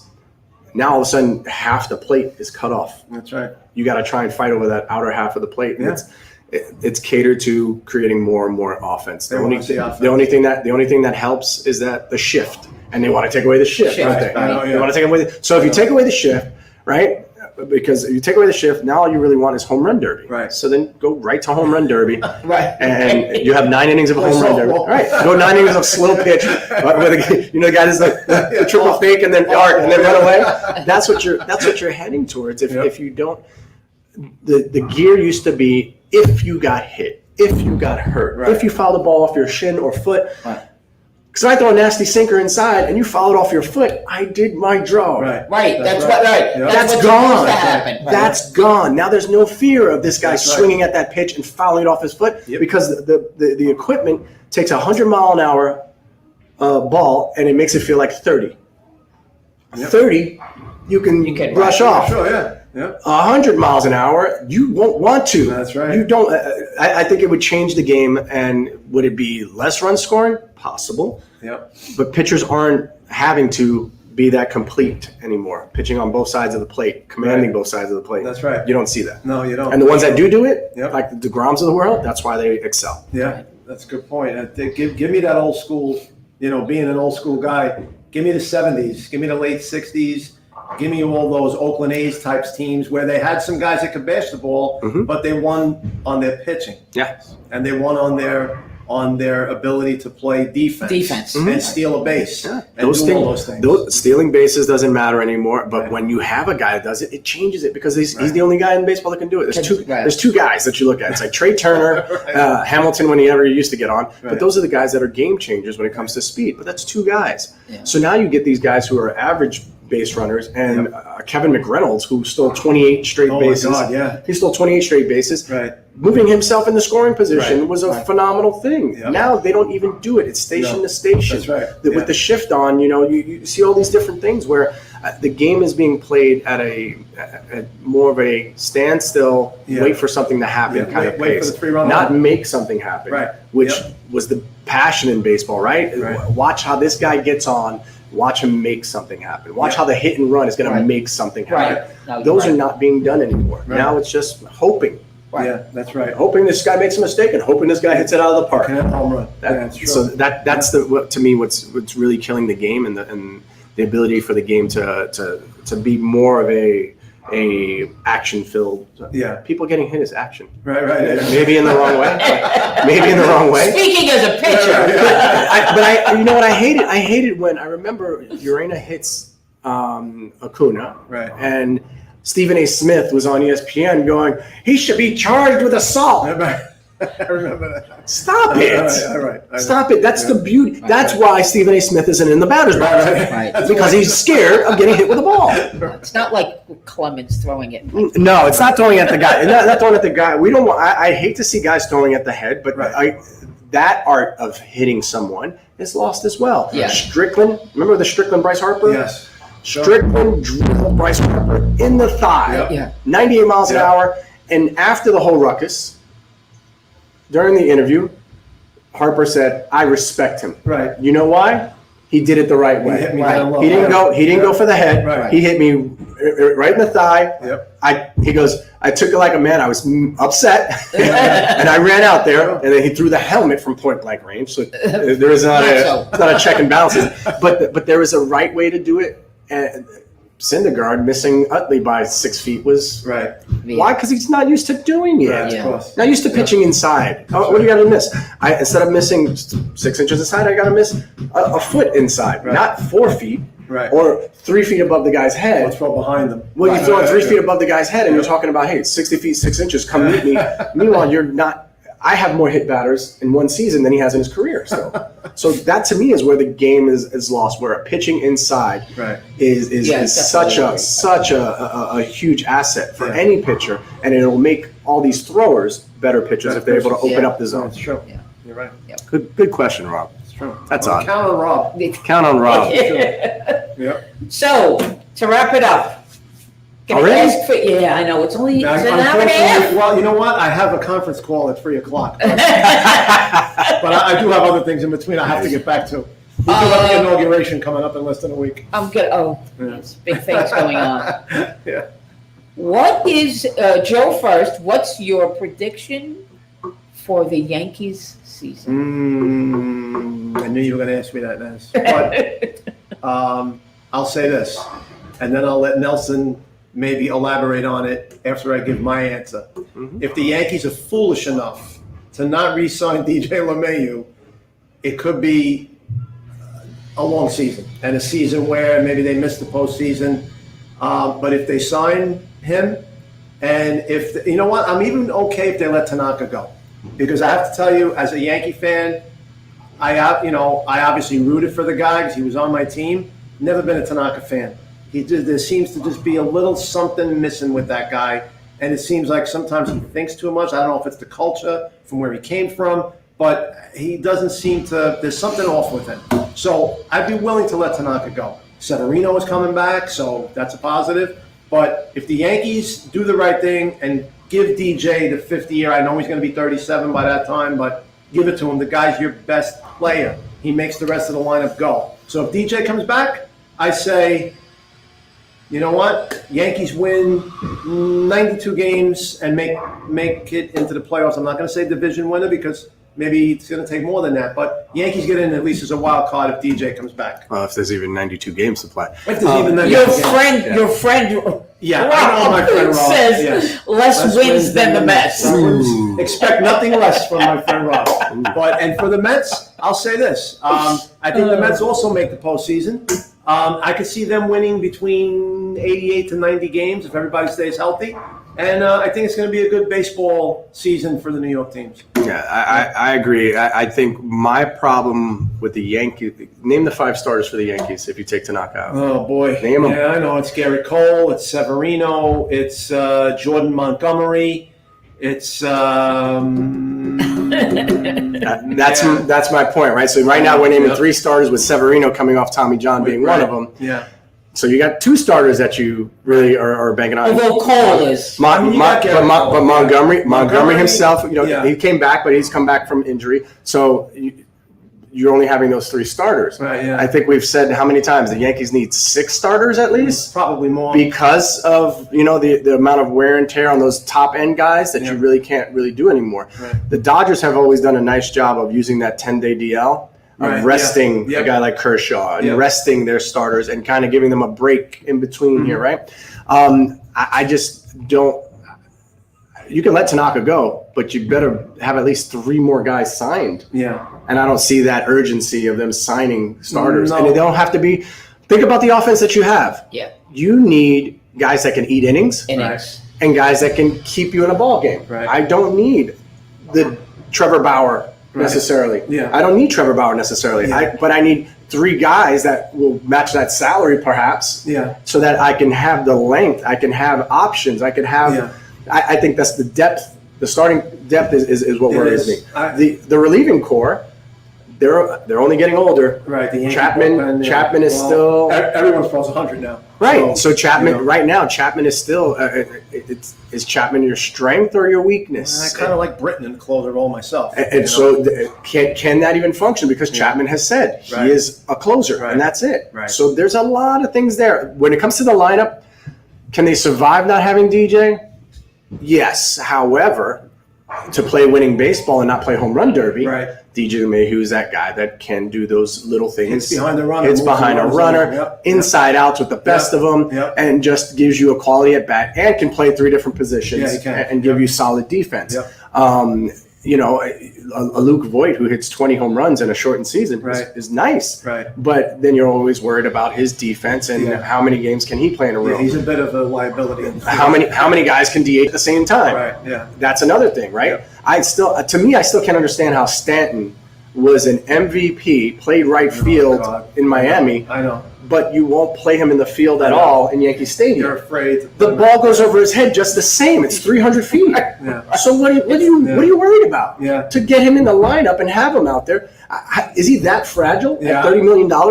I guess so. It has to be. But I remember watching him with the Mets, and the guy has a cannon for an arm. Yeah. Yep. Played and made some highlight plays. Did he make some bonehead plays? Everybody does. Right. So you have to kind of put him out there. I think he's been his whole body, his flexibility, his athleticism is disappearing because he's just the DH. Yeah. He's swinging. He's not playing baseball. What does he do? He's a corner. And that worries me for him. Yeah. I think the Yankees. I hate for my Yankee fans. We're going to pin our hopes to Clark Schmidt and Mike King, the Yankee young pitchers. This is where you're at. Can you do that? That's the new age. Can they do it? This is the new age of the Yankees. They're going to count on 2. They're going to have to. So you're gonna have to go get some free agent starters. So I think I don't know what Boston is going to be. Cora coming back is a huge boost for them. Yeah, the players like them. The Cora coming back is going to be a huge boost. They had a year to kind of get over the Mookie Betts thing, and for those young players that they got in the trade to kind of get their feet, cemented in Boston. Boston could be interesting. I still think Tampa Bay is the cream of the crop. They're the cream of the crop. No matter what trade they make, you'll wait and see. They find a way to win games. Yes, they do. So I think the Yankees could be pressed. If they didn't win 10 games in a row last year, they don't make the playoffs. I know it. They were their season was a roller coaster. Oh my God, 10! If it wasn't for the 10-game winning streak, they don't make the playoffs. Right. But the Yankees always seem to find a way to do that, right? And they have the finances to. I think the Yankees win, and they may come down to a 1-game playoff to get in instead of being, hey, we won the East again. Right. So they may not win the East. I think they are able to sneak in, but they have to do it in playoff time. We've seen it year after year after year that they get there and they're not able to produce as a team. And then they sit back and go, well, it's this guy's fault. In the short span in that short series It's or all- one game Yeah. situation. It's hard for them. Toronto's only getting better. Yeah, Toronto is getting better. Toronto's only getting better. They got some players. Baltimore, they scared everybody for 2 weeks last year. Yeah, But I Baltimore. wouldn't worry too much about But I'm them. not worried The Blue about Jays, Baltimore. I think the Blue Jays definitely, they have some good young players. Bichette, Guerrero Jr. They can Those play. guys can play. They're gonna compete with you more than you're expecting, and so now that whole American League East is a lot tougher. Yeah. So, does anybody run away with it? No, I don't think so. No, I don't think so. So either. I think your number. I'm going to say it the other way around. So like you said, the Mets, the Yankees were 92 wins. I think the Yankees will be more like 88 wins. Okay. And make the playoffs, or even if it's a one game to get themselves, further on. I think the Mets, the way that they're set up now, and they're still not done with what they are looking to do. I think their bullpen is deep. I think Matanzas having a year of actually pitching, and then at the end of the season we saw him throwing harder, which was a good sign. It was a good sign. I think they need to get a left-handed guy. They got Shipley off the Marlins waiver. He's a hard-throwing left-hander, 96. He's nice, but I kind of like a proven guy. Justin Wilson was a nice addition that did well for them. If they can get Brad Hand, I saw Rob Butler put that out there. So Brad Hand would be a tremendous addition. I think the starting rotation, there's always questions about depth, right? There's always going to be questions about depth, and you're always one injury away from going, oh my God, we have nothing now. How many times has that happened? Yeah, And, way too many times. Last year with the Mets, they had 3 guys. You had 2 guys before the season even started, with Stroman opting out and Syndergaard with Tommy John, where those are not your 4 and 5s. Right. Yeah. Those are your 2 and 3. Right. Those guys were out. You were and counting on those guys. You were counting on those guys, and so they struggled mightily with the starting rotation. But I do think that they have upgraded the starting rotation. Syndergaard coming back. I feel he's going to be a sooner than later guy. Okay. I seen him. He was throwing bullpens already in November with his shirt off. What good is throwing a bullpen if you have to wear your shirt? But I think Syndergaard may surprise people and be back a little sooner. I know they want to take it slow with him, but some guy, look, Billy Wagner came back after only 8 months, and he came back throwing just as hard. And his career, he never had another blip in his career. So I look at somebody like Wagner, who was short, stocky, but he was a little powerhouse. He was able to come back. So everybody's a little different. I know they're predicting like a June thing. I don't know if the season starts in May. He may be able to kind of break camp with the team, if they have the off days built a certain way, you can kind of skip him every now and then. And the way they did with Matt Harvey in the beginning, right? They were like, oh, Harvey's only going to throw 5 innings. And then there was a Yankee game that Terry let him pitch, try to go for a complete game, and he was struggling for the next 2 starts. So I think it's a live and learn with those kinds of things. I love. I think the Mets lineup is now so much deeper with a proven guy like a Lindor. If they do get a Springer, if they do get, they're still going to have to find a way to juggle Dom Smith and Alonso with the DH if they don't have the DH. Right. I think baseball's got to do the DH. They just have huge. to. It makes more sense for both sides that these pitchers can focus. Also for the owners, not that I said this the other day. What owner is sitting there going, so we got to pay DeGrom, and as a hitter, we should be paying him a little bit more. They don't factor that in. No contract has ever been factored into Trevor Bauer that handles the bat well.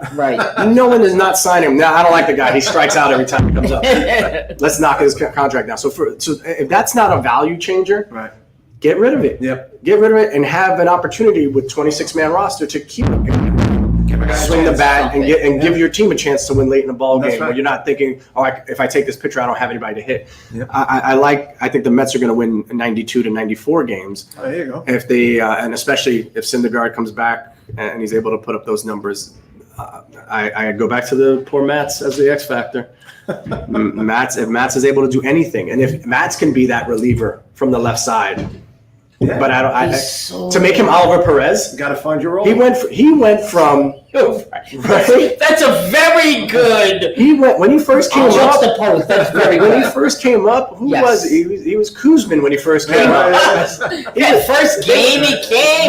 He was John Matlack. They were like, oh my God, this is the next greatest pitcher we've ever seen. And he became. Then in the middle, he was Bill Pulsifer, and now all of a sudden, now he's Oliver Perez. Where it's like, are we up by 12? Maybe put him in there.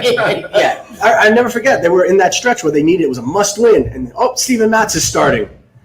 the game was over in the first inning. He gave up like 7 runs. Yeah.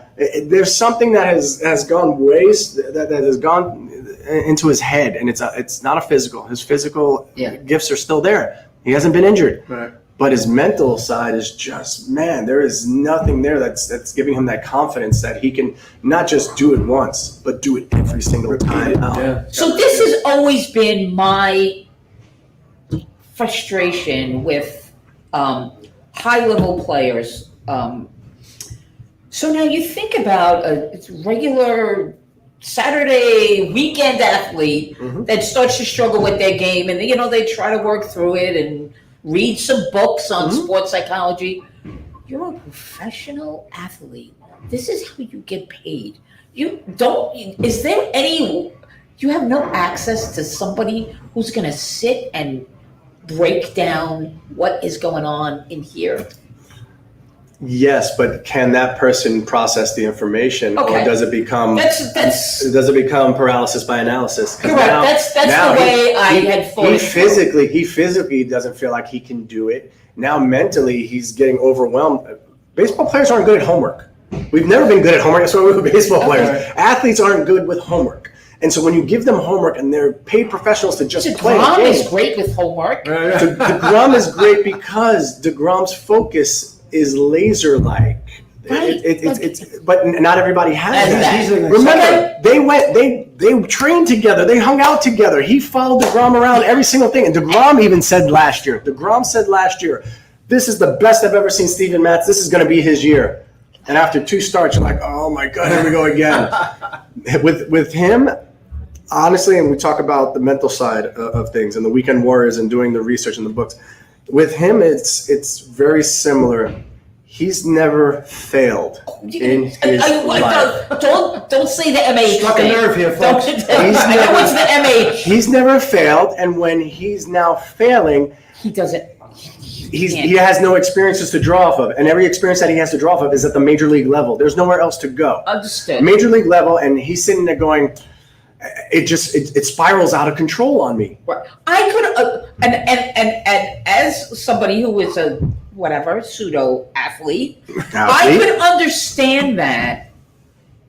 I could understand that when you're in the middle of the competition. I can understand that spiraling out of control, but afterwards, you take the time to break it down, and like you said, write a little notebook. Good, bad, it has to ugly. be him talking to himself in his language. Right. You can't force feed him theories and big concepts. But there could be guidance. There could be. This is That's something. So this is where frustrating. this is where someone like me who had the career that I had, there were ups and downs. More downs than ups, which makes me be able to relate to something like that. Correct. Which makes me be able to speak about that, which helps me understand what's going on with him. And it makes it hard for me to understand because these athletes are so gifted, and when they go through the minor league system without experiencing failure, I'd rather my guy experiences failure in the minor league system. I want to see I want to see how you a rebound. speed bump. How do you react? I want to see a speed bump. I want to see, you know what? I totally agree. I want to learn what makes this guy tick. I don't want him at his best every single time dominating the league, and then, we heard about him, AA playoffs in the championship. He had a no-hitter going through 8. Yeah, I get all that. That was 7 years ago now. Right. Why am I still wondering if this guy can compete at the major league level? He's getting paid in arbitration regardless. He's getting increased salary just for time spent in the major leagues. That's right. But you're still wondering, can he do it? He's wondering, can he do it? Right. Well, right. So now, how do you take that and compare it to a player like maybe Tiger Woods? Right. Maybe Tiger Woods. But remember, Tiger Woods was up at that highest of high levels where he was going to smash all the records. Right. For 12 years, Tiger Woods didn't win a major. Didn't win a major, right. For 12 years. Right.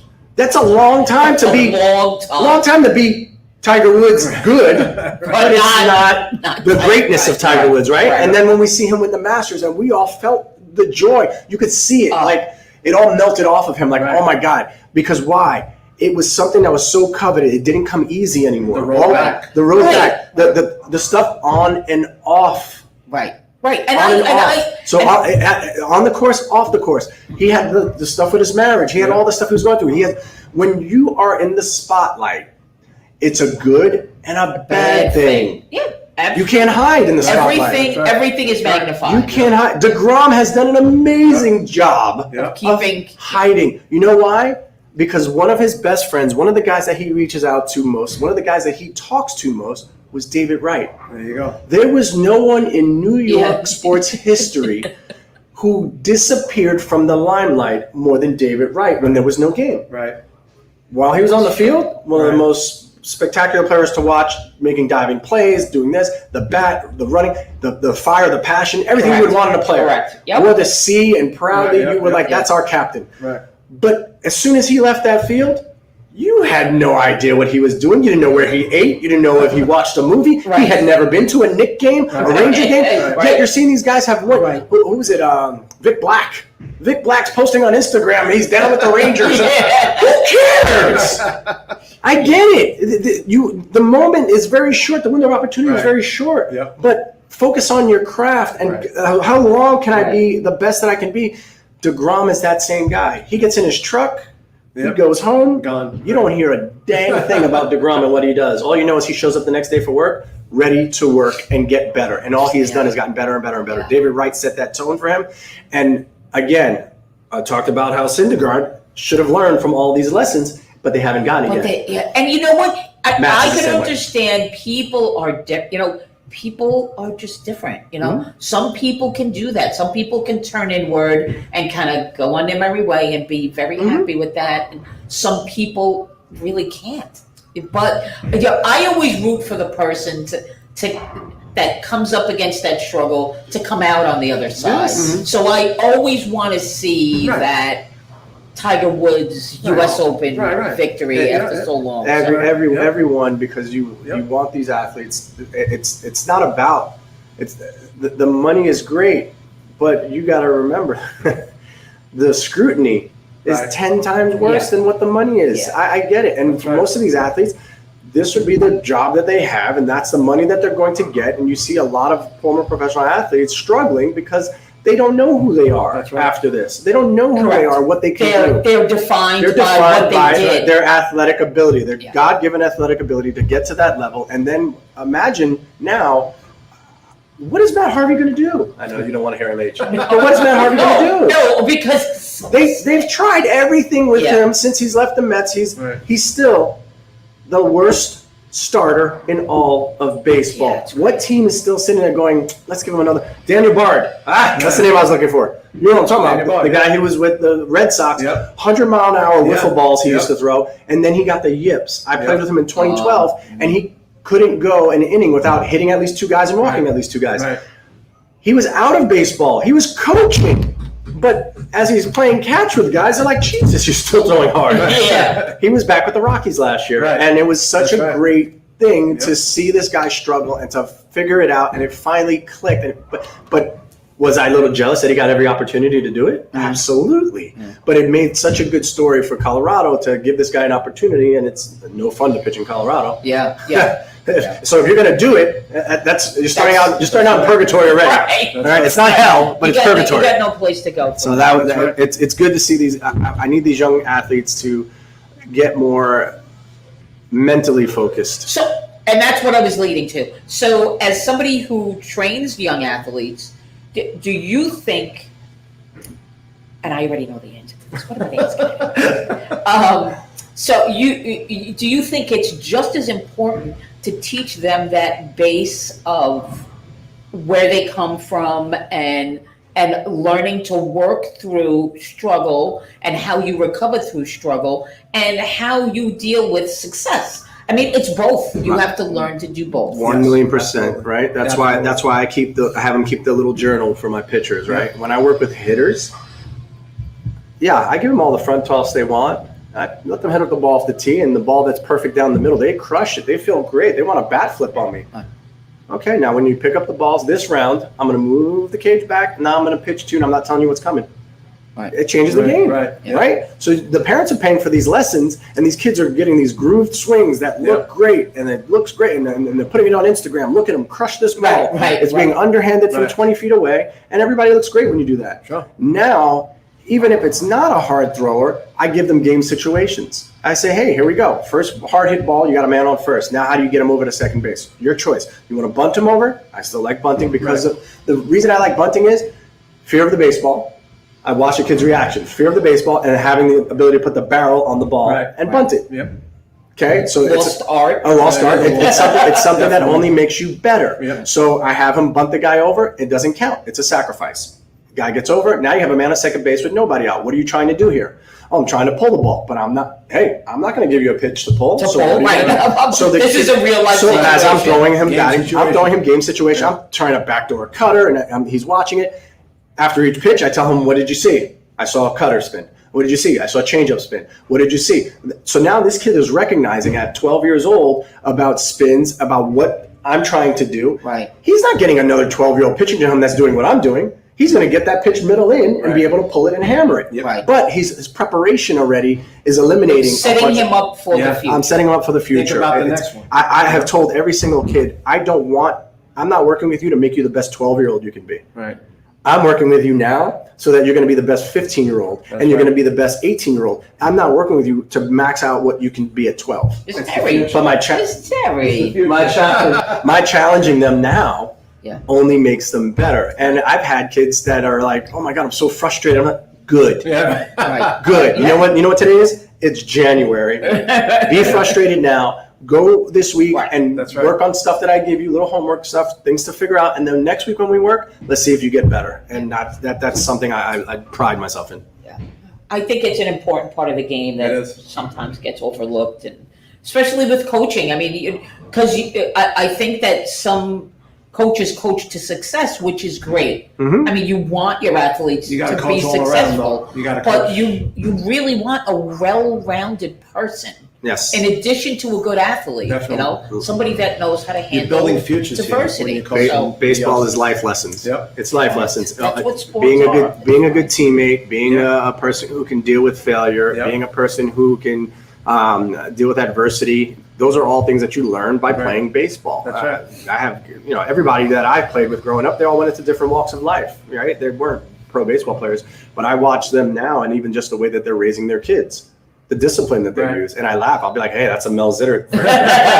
So it's something that you take pride in your years that you've played baseball, and what did you learn from it? It's not about. This is why I get mad about participation trophies. It's not about the little trophy, because even that kid, but even that kid that gets the participation trophy, he's putting it away somewhere. Right. He's not putting that, and that's going to be his. Oh, I earned that. But honestly, the participation trophy is really more for the parent. It is. Yes. For the parents who's paying the money, that wants to see something. For their investment, they got that. And listen, I get it. Honestly, I think that kids know. I think that most kids honestly know what it is. They have an understanding. And they accept it for what it is. Yeah. But you're right. It drives me It's nuts. not on the front shelf with all the. No. It's like that movie. Meet the Fockers. Oh, yes. Where it's all its wall full of fourth and fifth place. Yes. That's which literally is a hysterical. That's literally what you're sitting looking at with that generation. But I think the game itself, all sports, Yes. you're learning. So I don't want to just keyhole it into baseball and how terrific it is. I mean, just bowling, and I'm getting back into bowling for the first time competitively and learning so much. And I bowl with Bill, and I come here and bowl with Bill, and he's like my mentor. Where as athletes, we're totally two different people. Yeah. But as bowlers, I watch this guy bowl and I want to wring his neck because he is so consistent and so able to hit a spot. And meanwhile, here I am going, I'm going to throw it harder. Well, Well, 4. Okay. It's a learning process. And that's why I've been dying to watch you bowl, because I come down on a Monday night. That's what she told me. She was Monday night. I see you this Monday. Come on down. I love to go watch, because bowling is such a universal sport, right? And there's a million ways that you can do it. Different styles. You'll see it all here on a Monday. You'll see it all. Hey, remember when the first guy was two-handing it, and you're like, hey, don't do that. And all of a sudden, these guys are winning tournaments. Down on a Monday night. You'll So see it that's some of the amazing thing about Yeah. sports is that the life lessons that you learn. Yeah. What do you learn from bowling? You learn how to focus on task at hand. You learn how to make adjustments. Yeah. You miss one time. Hey, that's the last time I missed that. I'm going to make an adjustment. How Yeah. can I do? And the more that you can do that, whatever walk of life, the next day you have a good day bowling and you Right. go to work and you're Right. like, okay, how can I get better? Right. It permeates into To other everything. parts of your life. I love that. I love that, and even 100%. family time. You know, being 100%. how to be a better. I say teammate all the time, and raising a kid is one of the most difficult things in the world to do, Always hard, boy. especially these days. So Yeah. you have to be It's not a good easy. teammate at home Yeah. as well, and I think that's so important that you learn through playing sports. All right. Bowling. Well, Frankie's given us the big, you guys are still on, and he does miss us. Yes. Says he misses us. He doesn't miss us. He's doing whatever he's doing in Texas. And Butler wants to know, is it still legal to bunt in baseball? by law it is, but it depends what state. It's frowned upon. Yeah. Frowned upon. Yeah, there are certain states that is not legal, Yeah. but it is legal. The idea is that it's a wasted out. Right, I was just going to say, they feel like it's a give up. For the purists, it's still legal. Yeah, I've had arguments with Brian Kenny on the MLB Network about all these different things, and he hates wins don't matter for starting pitchers, and I said it's a ego thing. Right, of course. It's a personal thing Yeah. that I gave my team a chance to win. You know why? Because I know when I lose, my name goes right next to the box score that we lost. That's right. I don't like when I lost 6 starts in a row in September, and I think it was 2008 with the Mets. And did I like my name going next to the losses? Hell no. Right. But I remember I got approached by a reporter who said, you just tied a record for most losses in a. Ooh, thanks. And David Wright jumped his ass. Wow. David Wright jumped him, and he goes, hey, dude, really? He goes, yeah, because it was all his fault. He did it all by himself. It wasn't all the guys I left on base. It wasn't the errors I made. No. Yeah, There's a good teammate. Yeah. And so that's exactly what I mean, is that I didn't even have to answer the question, because Right. I stood there and I was like, I'm glad I had the opportunity to do it. Most of the times I lose 2 games in a row and I'm in the minor leagues. Hey, they gave me another chance. They gave me a chance, and it wasn't embarrassing enough that it was, hey, this guy is not giving us a chance. We had a chance. Most of the games were 1-run games, if I recall, and that's where. Mets are really good at those. Well, every Yeah. time DeGrom goes out there, DeGrom has 70 wins, right? Another one-run game. He's got 70 wins, DeGrom, in his career. Meanwhile, he's pitched better than anybody else has to his first Yeah. 100 and some odd starts. Yeah. So Crazy. So finish your prediction Yes. for the Mets this season. I got 92. I got 92 wins, at least 92 wins. I've got them. No. Scarf down. I got them winning. I got them winning the division, but it's such a good division. Yeah. I said it last year, where it's every. I mean, the Marlins were thought to be a joke, and they played everybody tough. And Yeah, they were making did. the They playoffs. really So did. can they carry over that? Can they carry over that momentum quicker than we thought? You got to remember, the Nationals won the World Series and finished in last place. Yeah. And it wasn't a COVID thing. Yeah, they lost, Soto the first 14 days, but after that, he came back tearing the cover off the ball. They had enough. Yeah. Everybody lost somebody during the season. Yeah, But yeah. I think when you look at how competitive that National League East is, for 20 games each time, they beat each other up and go Yep. 10-10. Yep. It's what you do outside of your division. That's right. It's how you dominate the teams. If you lose to Baltimore, Yeah. it drives you nuts. Yeah. You should dominate the Baltimores. You should dominate Win the games. You win the games. You have to, win. right? And That's you right. want to. What's the adage? You win 2 out of 3 at home, 1 out of 3 on the road. Right. You're and, 500. And you're 500. you're trying to do that because it's difficult. It's so difficult to do because every game now depends on who that starting pitcher is. Yeah. Then it's always comes down to now one pitch late in the game. You see the home run get hit off the closer. And Yep. if Diaz is on, Diaz had a nice bounce back season last year. did. He really did. He did. So I think the Mets are going to be in good position. I think they're going to I think there's going to be a different swagger to them. I said about Lindor. Lindor reminds me, if you took Carlos Beltran's switch hitting ability, Jose Reyes' defensive ability at shortstop, and his smile, and you mushed them together. That's You great. got- We'll take it. You got We'll Lindor. take it. Yeah. He's a that's guy right. that can do both Good- those that's things. good, Yeah. He can do both good those things, analogy. right? Hit Yeah. from both sides of the plate with power. He could play a better than Reyes type Yeah. shortstop up the middle. Yeah. He can run, and he has that charismatic smile Yeah. that I think his presence will help give this team a I don't know if swagger is the word. They'll have an image. They'll have an image. They have someone kind of that is a quiet superstar. Right. And again, does it on the field. Right. You don't know boo about him off the field. He just had a baby. Yep. He's living the dream right now of all dreams. Yeah. So if they're able That's to good. and if they're able to lock him up and keep, because New York media will should harp lock him on up. it. Yeah. They will they'll harp on the contract talk every day. And Right. anytime he plays good or bad, What what it's about the signed. contract? What about sign? What did you sign? That might drive him crazy, Yep. So if I'm the team, I'm trying to give a good deal to him that's also good to you.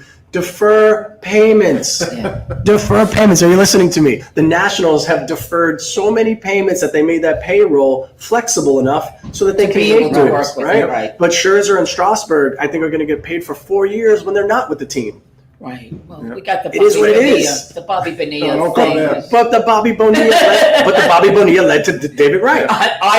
Without the Bobby Bonilla deal, Right. we don't get David Wright. Yeah, So that's true. the Bobby Bonilla Pros is and cons. it's 1.2 million. I agree. In In the grand scheme the grand scheme of things, what yeah. is that? So I would say, hey, let's lock him up, and if you got to defer monies, defer monies. Agree. Especially for a player of that caliber.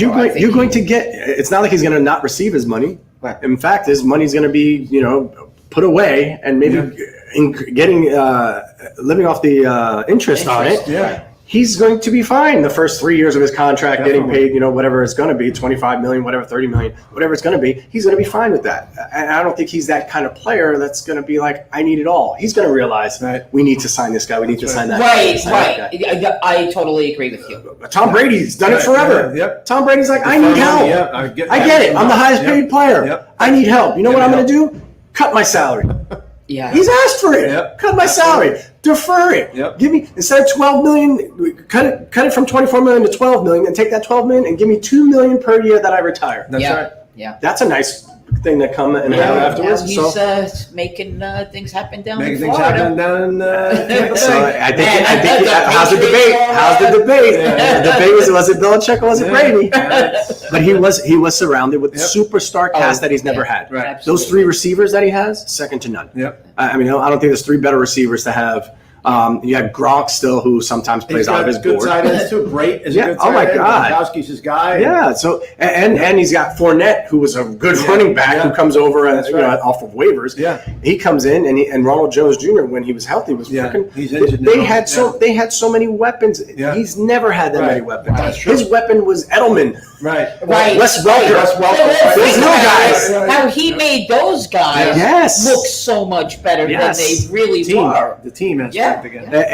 It was a right system with the right guy who could run it efficiently and flawlessly. Yeah. Now let's see. They got to get back. They got to get past the big bad wolf of Right, beating and the Saints. Breeze and the Saints. Yeah, yeah. They owned them that first time. Yeah. This year, I'm But the excited. road goes through Green Bay in the NFC. That's going to be tough. That's going to be tough. That Aaron Rodgers, Yeah. as Stephen A. says, that's a bad man. Yes, and then the colder it is, the better he plays. Yep. So it's going to be interesting. Look, we touch all sports here. Yeah, we did it all. We We're did amazing. bowling, Yeah. football, Talk about the Knicks. golf, Knicks, Yeah. baseball. We got it. Yeah.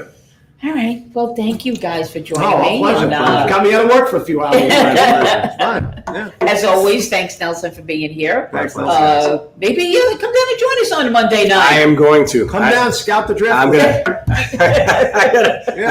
I gotta scout and see where we Scout the go. drift league. You'll see bowlers of all varieties. Yes, you'll Good. see it all. And a real cast of characters on top of it. That's a given. That was a given. I know this place. All right, I want to thank everybody for joining us today. Enjoy the rest Frankie, of your Thursday. hurry back because Yeah. we miss you. Yeah. Stay warm. Stay Safe warm. travels, Thank you, Frank, and everybody. We'll see you. Let's go Mets. Let's go Yankees. Giddy up.